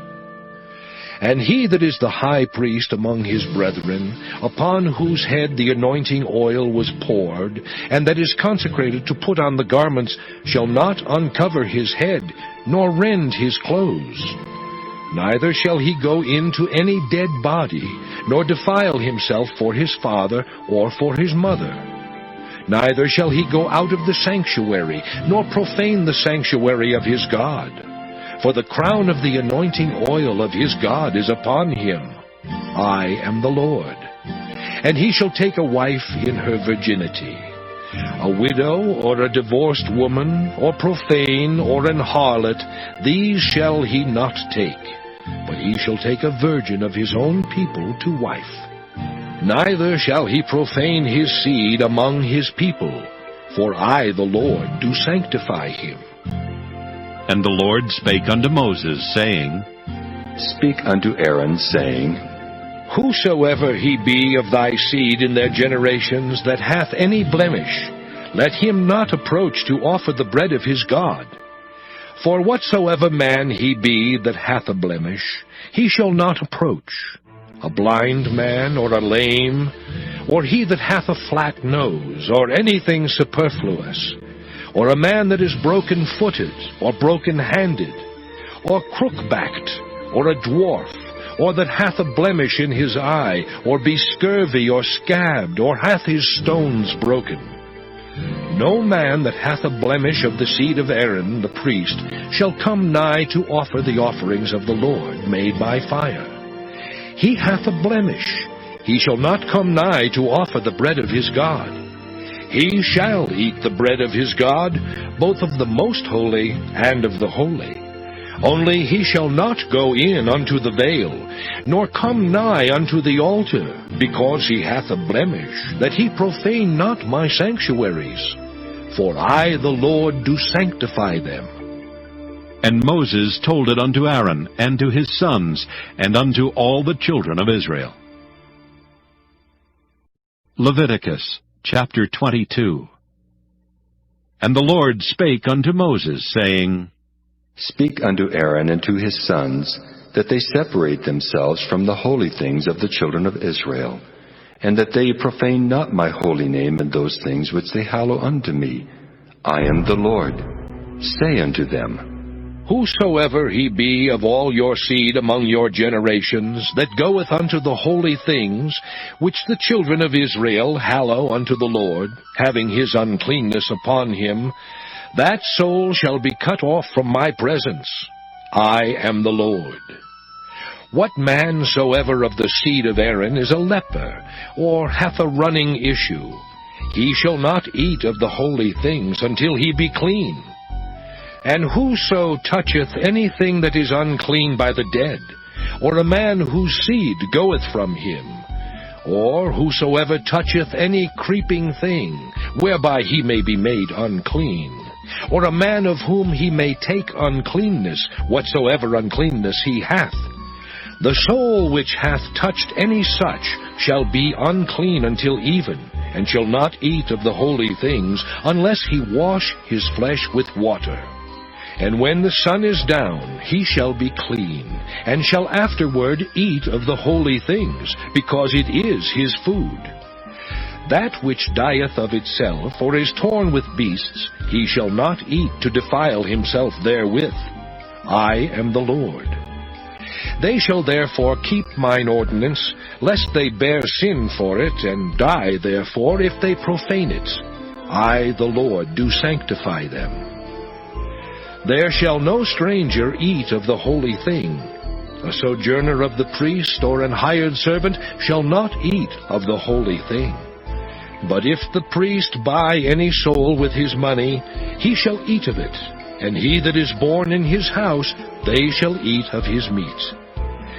If the priest's daughter also be married unto a stranger, she may not eat of an offering of the holy things. But if the priest's daughter be a widow or divorced, and have no child, and is returned unto her father's house, as in her youth, she shall eat of her father's meat, but there shall no stranger eat thereof. And if a man eat of the holy thing unwittingly, then he shall put the 5th part thereof unto it, and shall give it unto the priest with the holy thing. And they shall not profane the holy things of the children of Israel, which they offer unto the Lord, or suffer them to bear the iniquity of trespass, when they eat their holy things. For I, the Lord, do sanctify them.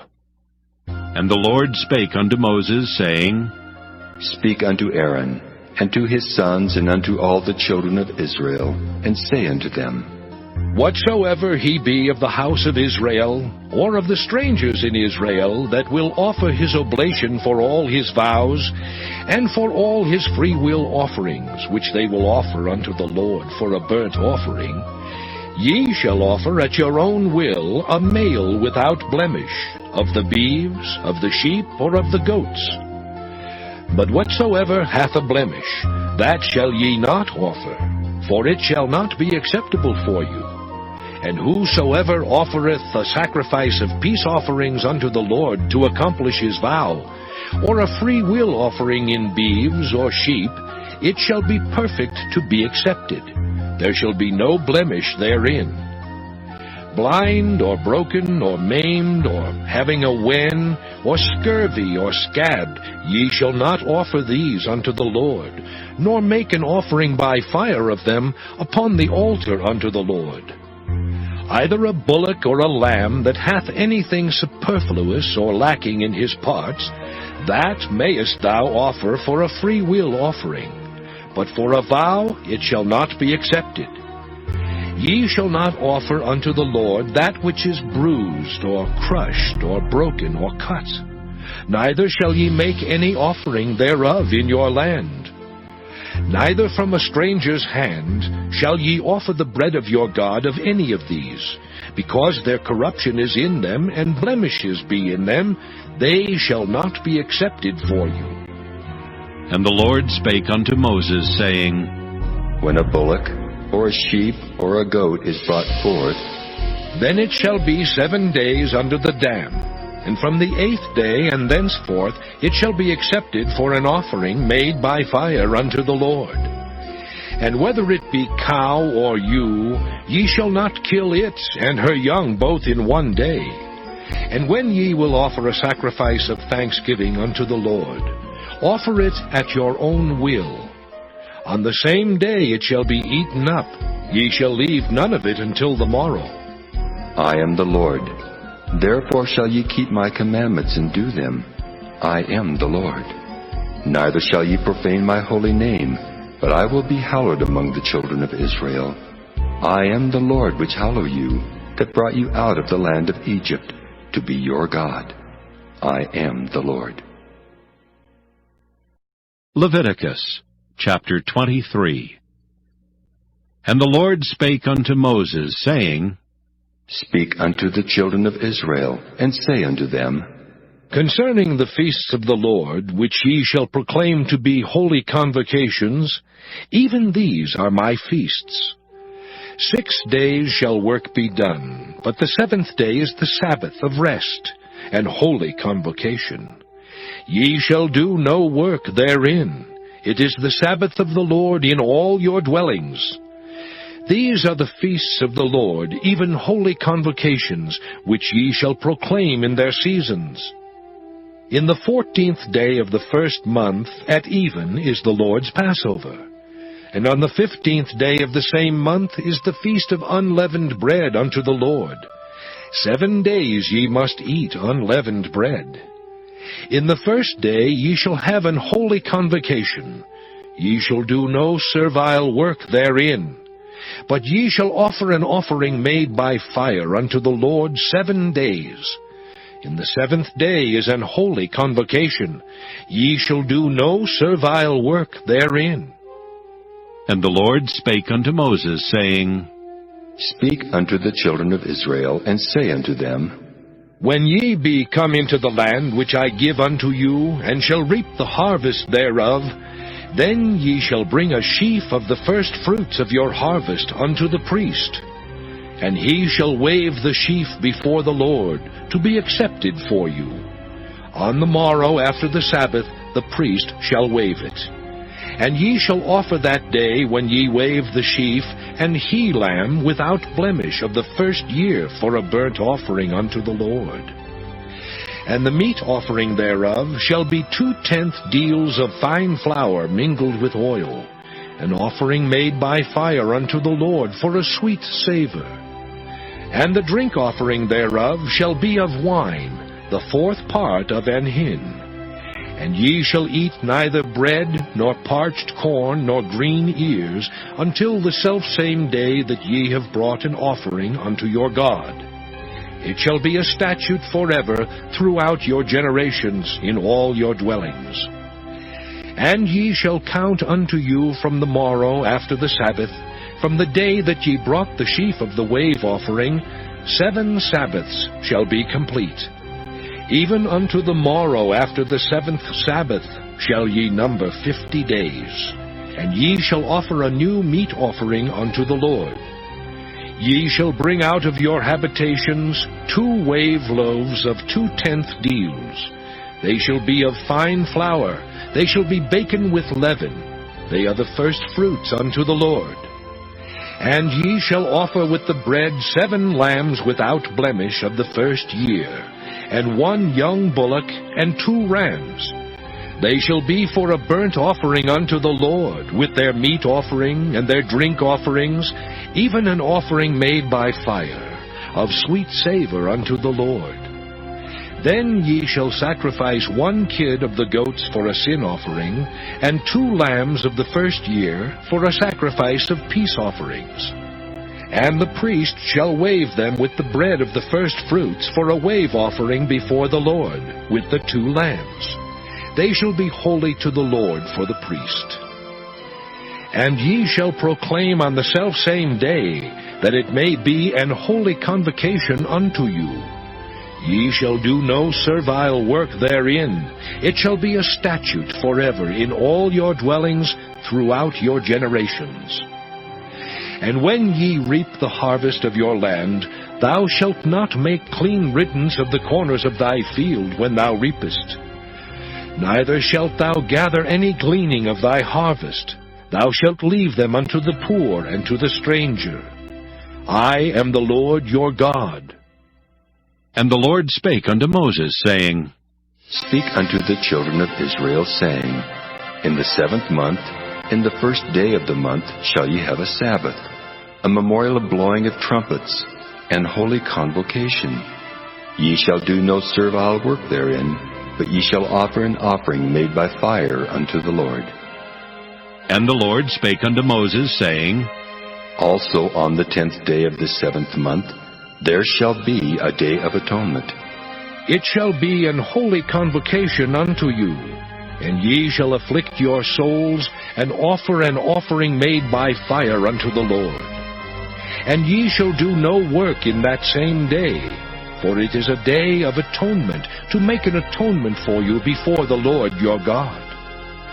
For whatsoever soul it be that shall not be afflicted in that same day, he shall be cut off from among his people. And whatsoever soul it be that doeth any work in that same day, the same soul will I destroy from among his people. Ye shall do no manner of work. It shall be a statute forever throughout your generations in all your dwellings. It shall be unto you a Sabbath of rest, and ye shall afflict your souls. In the 9th day of the month at even, from even unto even, shall ye celebrate your Sabbath.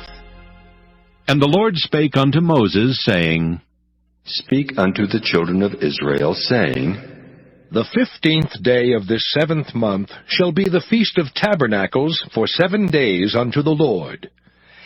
On the 1st day shall be an holy convocation. Ye shall do no servile work therein.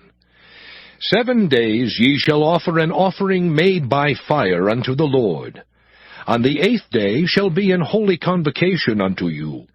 And ye shall offer an offering made by fire unto the Lord. It is a solemn assembly, and ye shall do no servile work therein. These are the feasts of the Lord, which ye shall proclaim to be holy convocations, to offer an offering made by fire unto the Lord, a burnt offering and a meat offering, a sacrifice and drink offerings, everything upon his day.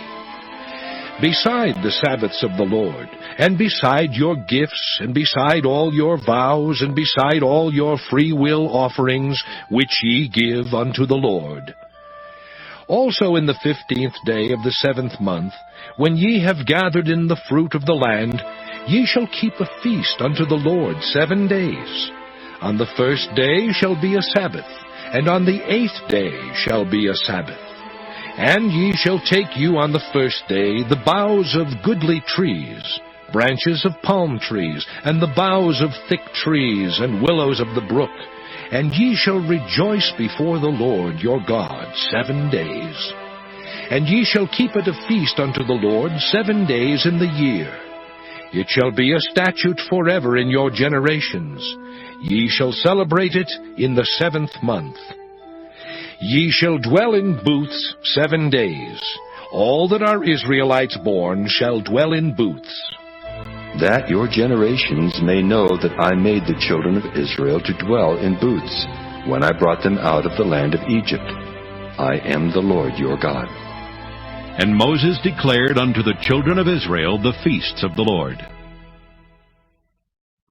Leviticus chapter 24. And the Lord spake unto Moses, saying, Command the children of Israel that they bring unto thee pure oil olive beaten for the light, to cause the lamps to burn continually. Without the veil of the testimony, in the tabernacle of the congregation, shall Aaron order it from the evening unto the morning before the Lord continually. It shall be a statute forever in your generations. He shall order the lamps upon the pure candlestick before the Lord continually. And thou shalt take fine flour, and bake 12 cakes thereof. 2/10 deals shall be in 1 cake. And thou shalt set them in 2 rows, 6 on a row upon the pure table before the Lord. And thou shalt put pure frankincense upon each row, that it may be on the bread for a memorial, even an offering made by fire unto the Lord. Every Sabbath he shall set it in order before the Lord continually, being taken from the children of Israel by an everlasting covenant. And it shall be Aaron's and his sons, and they shall eat it in the holy place. For it is most holy unto him of the offerings of the Lord, made by fire by a perpetual statute. And the son of an Israelitish woman, whose father was an Egyptian, went out among the children of Israel.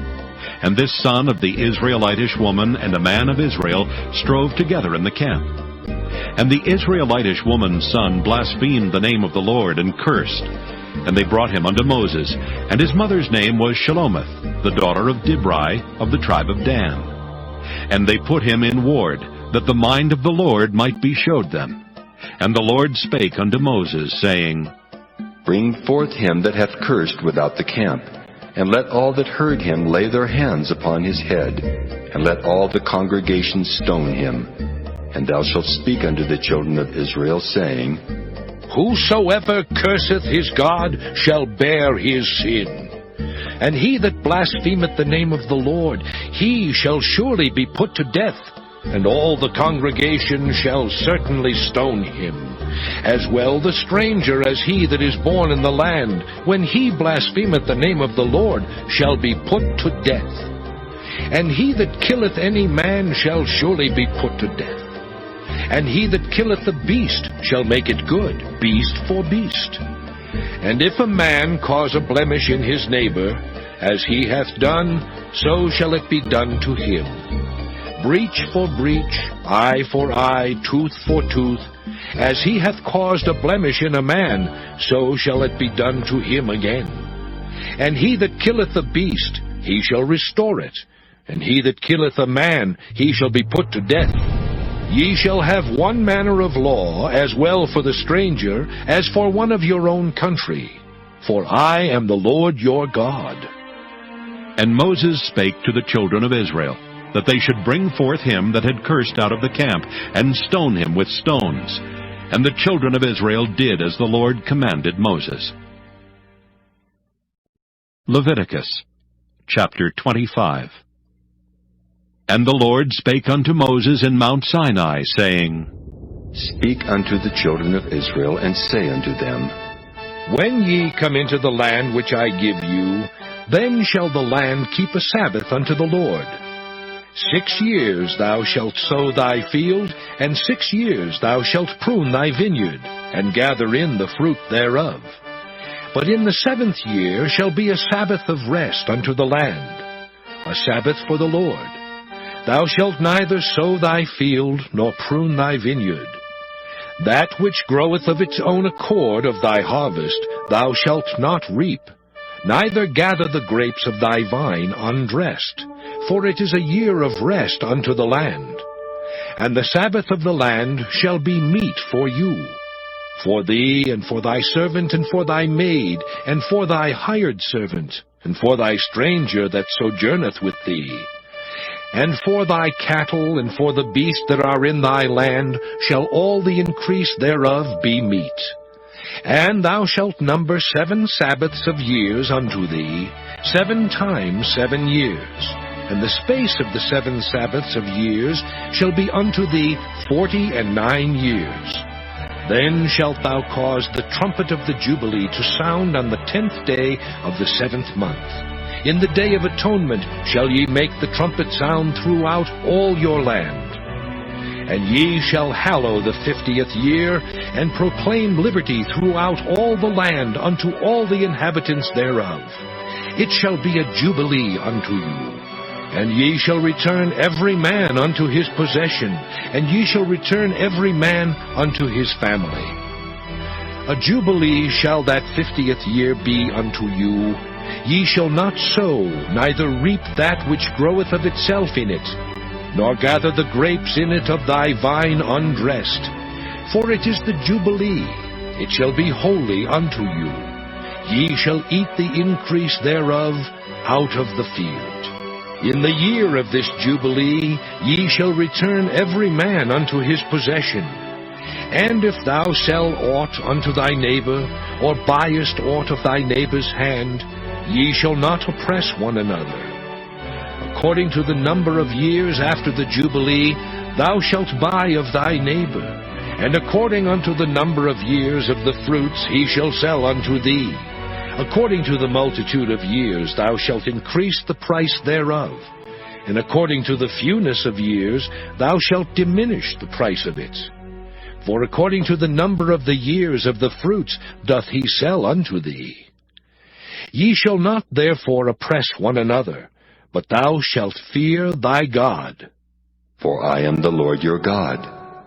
Wherefore ye shall do my statutes, and keep my judgments, and do them, and ye shall dwell in the land in safety.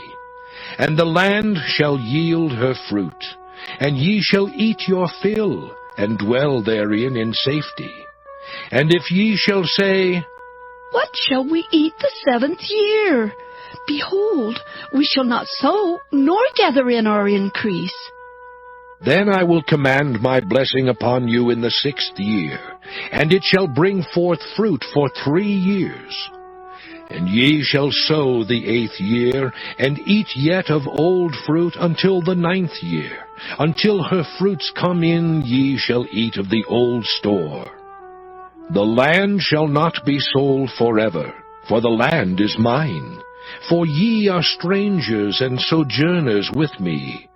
And in all the land of your possession ye shall grant a redemption for the land. If thy brother be waxen poor, and hath sold away some of his possession, and if any of his kin come to redeem it, then shall he redeem that which his brother sold. And if the man have none to redeem it, and himself be able to redeem it, then let him count the years of the sale thereof, and restore the overplus unto the man to whom he sold it, that he may return unto his possession. But if he be not able to restore it to him, then that which is sold shall remain in the hand of him that hath bought it until the year of Jubilee. And in the Jubilee it shall go out, and he shall return unto his possession. And if a man sell a dwelling house in a walled city, then he may redeem it within a whole year after it is sold. Within a full year may he redeem it.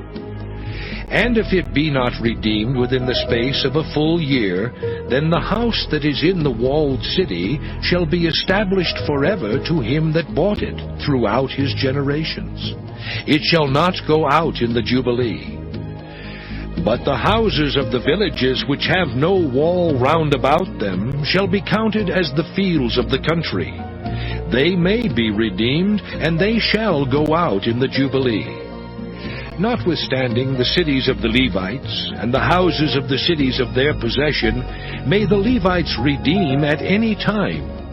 And if a man purchase of the Levites, then the house that was sold, and the city of his possession, shall go out in the year of Jubilee. For the houses of the cities of the Levites are their possession among the children of Israel. But the field of the suburbs of their cities may not be sold, for it is their perpetual possession. And if thy brother be waxen poor, and fallen in decay with thee, then thou shalt relieve him, yea, though he be a stranger or a sojourner, that he may live with thee. Take thou no usury of him, or increase, but fear thy God, that thy brother may live with thee. Thou shalt not give him thy money upon usury, nor lend him thy victuals for increase. I am the Lord your God, which brought you forth out of the land of Egypt, to give you the land of Canaan, and to be your God. And if thy brother that dwelleth by thee be waxen poor, and be sold unto thee, thou shalt not compel him to serve as a bondservant, but as an hired servant, and as a sojourner. He shall be with thee, and shall serve thee unto the year of Jubilee. And then shall he depart from thee, both he and his children with him, and shall return unto his own family, and unto the possession of his fathers shall he return. For they are my servants, which I brought forth out of the land of Egypt. They shall not be sold as bondmen. Thou shalt not rule over him with rigor, but shalt fear thy God.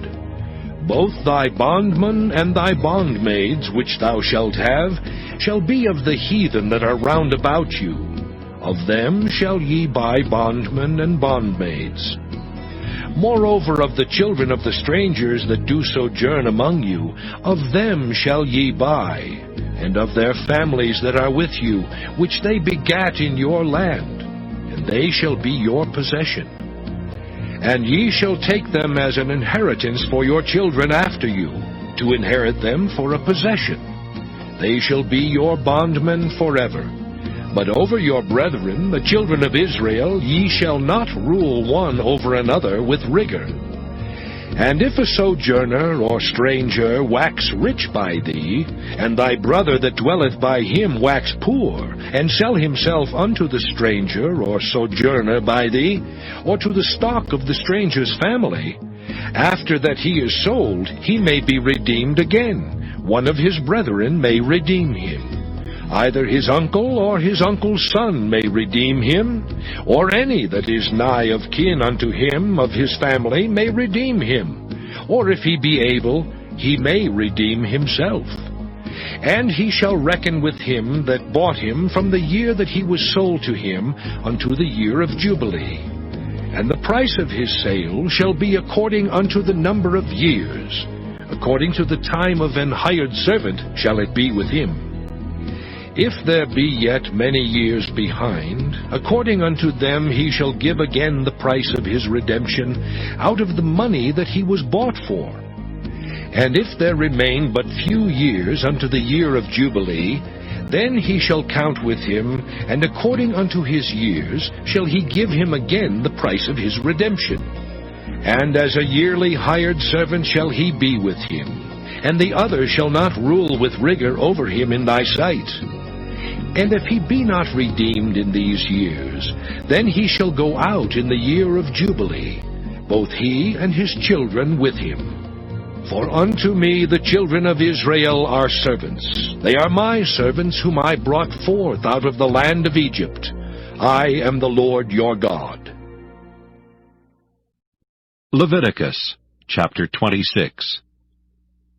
Ye shall make you no idols nor graven image, neither rear you up a standing image, neither shall you set up any image of stone in your land to bow down unto it. For I am the Lord your God. Ye shall keep my Sabbaths, and reverence my sanctuary. I am the Lord. If ye walk in my statutes, and keep my commandments, and do them, then I will give you rain in due season, and the land shall yield her increase, and the trees of the field shall yield their fruit. And your threshing shall reach unto the vintage, and the vintage shall reach unto the sowing time, and ye shall eat your bread to the full, and dwell in your land safely. And I will give peace in the land, and ye shall lie down, and none shall make you afraid. And I will rid evil beasts out of the land, neither shall the sword go through your land. And ye shall chase your enemies, and they shall fall before you by the sword. And 5 of you shall chase 100, and 100 of you shall put 10,000 to flight, and your enemies shall fall before you by the sword. For I will have respect unto you, and make you fruitful, and multiply you, and establish my covenant with you. And ye shall eat old store, and bring forth the old because of the new. And I will set my tabernacle among you, and my soul shall not abhor you. And I will walk among you, and will be your God, and ye shall be my people. I am the Lord your God, which brought you forth out of the land of Egypt, that ye should not be their bondmen. And I have broken the bands of your yoke, and made you go upright. But if ye will not hearken unto me, and will not do all these commandments, and if ye shall despise my statutes, or if your soul abhor my judgments, so that ye will not do all my commandments, but that ye break my covenant, I also will do this unto you. I will even appoint over you terror, consumption, and the burning ague that shall consume the eyes and cause sorrow of heart. And ye shall sow your seed in vain, for your enemies shall eat it. And I will set my face against you, and ye shall be slain before your enemies. They that hate you shall reign over you, and ye shall flee when none pursueth you. And if ye will not yet for all this hearken unto me, then I will punish you 7 times more for your sins. And I will break the pride of your power, and I will make your heaven as iron, and your earth as brass. And your strength shall be spent in vain, for your land shall not yield her increase, neither shall the trees of the land yield their fruits. And if ye walk contrary unto me, and will not hearken unto me, I will bring 7 times more plagues upon you according to your sins. I will also send wild beasts among you, which shall rob you of your children, and destroy your cattle, and make you few in number, and your high ways shall be desolate. And if ye will not be reformed by me by these things, but will walk contrary unto me, then will I also walk contrary unto you, and will punish you yet 7 times for your sins. And I will bring a sword upon you, that shall avenge the quarrel of my covenant. And when ye are gathered together within your cities, I will send the pestilence among you, and ye shall be delivered into the hand of the enemy. And when I have broken the staff of your bread, 10 women shall bake your bread in one oven, and they shall deliver you your bread again by weight. And ye shall eat, and not be satisfied. And if ye will not for all this hearken unto me, but walk contrary unto me, then I will walk contrary unto you also in fury. And I, even I, will chastise you 7 times for your sins. And ye shall eat the flesh of your sons, and the flesh of your daughters shall ye eat. And I will destroy your high places, and cut down your images, and cast your carcasses upon the carcasses of your idols, and my soul shall abhor you. And I will make your cities waste, and bring your sanctuaries unto desolation, and I will not smell the savor of your sweet odors. And I will bring the land into desolation, and your enemies which dwell therein shall be astonished at it. And I will scatter you among the heathen, and will draw out a sword after you, and your land shall be desolate, and your cities waste.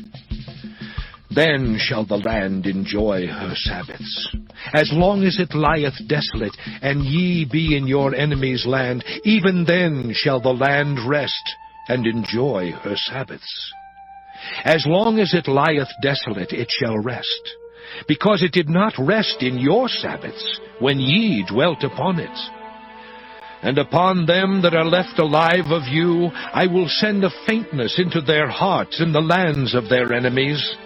And the sound of a shaken leaf shall chase them, and they shall flee as fleeing from a sword. And they shall fall when none pursueth. And they shall fall one upon another, as it were before a sword, when none pursueth. And ye shall have no power to stand before your enemies. And ye shall perish among the heathen, and the land of your enemies shall eat you up. And they that are left of you shall pine away in their iniquity in your enemies' lands, and also in the iniquities of their fathers shall they pine away with them. If they shall confess their iniquity, and the iniquity of their fathers, with their trespass which they trespassed against me, and that also they have walked contrary unto me, and that I also have walked contrary unto them, and have brought them into the land of their enemies, if then their uncircumcised hearts be humbled, and they then accept of the punishment of their iniquity, then will I remember my covenant with Jacob, and also my covenant with Isaac, and also my covenant with Abraham will I remember. And I will remember the land. The land also shall be left of them, and shall enjoy her Sabbaths, while she lieth desolate without them. And they shall accept of the punishment of their iniquity, even because they despised my judgments, and because their soul abhorred my statutes. And yet for all that, when they be in the land of their enemies, I will not cast them away, neither will I abhor them, to destroy them utterly, and to break my covenant with them. For I am the Lord their God. But I will for their sakes remember the covenant of their ancestors, whom I brought forth out of the land of Egypt in the sight of the heathen, that I might be their God. I am the Lord. These are the statutes and judgments and laws which the Lord made between him and the children of Israel in Mount Sinai by the hand of Moses. Leviticus chapter 27. And the Lord spake unto Moses, saying, Speak unto the children of Israel, and say unto them, When a man shall make a singular vow, the persons shall be for the Lord by thy estimation. And thy estimation shall be of the male from 20 years old, even unto 60 years old.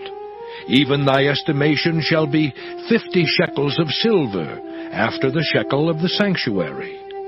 And if it be a female, then thy estimation shall be 30 shekels. And if it be from 5 years old even unto 20 years old, then thy estimation shall be of the male 20 shekels, and for the female 10 shekels. And if it be from a month old even unto 5 years old, then thy estimation shall be of the male 5 shekels of silver, and for the female thy estimation shall be 3 shekels of silver. And if it be from 60 years old and above, if it be a male, then thy estimation shall be 15 shekels, and for the female 10 shekels. But if he be poorer than thy estimation, then he shall present himself before the priest, and the priest shall value him. According to his ability that vowed shall the priest value him. And if it be a beast, whereof men bring an offering unto the Lord, all that any man giveth of such unto the Lord shall be holy. He shall not alter it, nor change it, a good for a bad, or a bad for a good. And if he shall at all change beast for beast, then it and the exchange thereof shall be holy. And if it be any unclean beast, of which they do not offer a sacrifice unto the Lord, then he shall present the beast before the priest. And the priest shall value it, whether it be good or bad. As thou valuest it, who art the priest, so shall it be. But if he will at all redeem it, then he shall add a 5th part thereof unto thy estimation. And when a man shall sanctify his house to be holy unto the Lord, then the priest shall estimate it, whether it be good or bad. As the priest shall estimate it, so shall it stand. And if he that sanctified it will redeem his house, then he shall add the 5th part of the money of thy estimation unto it, and it shall be his. And if a man shall sanctify unto the Lord some part of a field of his possession, then thy estimation shall be according to the seed thereof. An homer of barley seed shall be valued at 50 shekels of silver. If he sanctify his field from the year of Jubilee, according to thy estimation, it shall stand. But if he sanctify his field after the Jubilee, then the priest shall reckon unto him the money according to the years that remain, even unto the year of the Jubilee, and it shall be abated from thy estimation. And if he that sanctified the field will in any wise redeem it, then he shall add the 5th part of the money of thy estimation unto it, and it shall be assured to him. And if he will not redeem the field, or if he have sold the field to another man, it shall not be redeemed any more. But the field, when it goeth out in the Jubilee, shall be holy unto the Lord, as a field devoted. The possession thereof shall be the priest's. And if a man sanctify unto the Lord a field which he hath bought, which is not of the fields of his possession, then the priest shall reckon unto him the worth of thy estimation, even unto the year of the Jubilee. And he shall give thine estimation in that day as a holy thing unto the Lord. In the year of the Jubilee, the field shall return unto him of whom it was bought, even to him to whom the possession of the land did belong. And all thy estimations shall be according to the shekel of the sanctuary. 20 gerahs shall be the shekel. Only the firstling of the beasts, which should be the Lord's firstling, no man shall sanctify it, whether it be ox or sheep, it is the Lord's. And if it be of an unclean beast, then he shall redeem it according to thine estimation, and shall add a 5th part of it thereto. Or if it be not redeemed, then it shall be sold according to thy estimation. Notwithstanding, no devoted thing that a man shall devote unto the Lord of all that he hath, both of man and beast, and of the field of his possession, shall be sold or redeemed. Every devoted thing is most holy unto the Lord. None devoted, which shall be devoted of men, shall be redeemed, but shall surely be put to death. And all the tithe of the land, whether of the seed of the land or of the fruit of the tree, is the Lord's. It is holy unto the Lord. And if a man will at all redeem aught of his tithes, he shall add thereto the 5th part thereof. And concerning the tithe of the herd or of the flock, even of whatsoever passeth under the rod, the 10th shall be holy unto the Lord. He shall not search whether it be good or bad, neither shall he change it. And if he change it at all, then both it and the change thereof shall be holy. It shall not be redeemed. These are the commandments which the Lord commanded Moses for the children of Israel in Mount Sinai.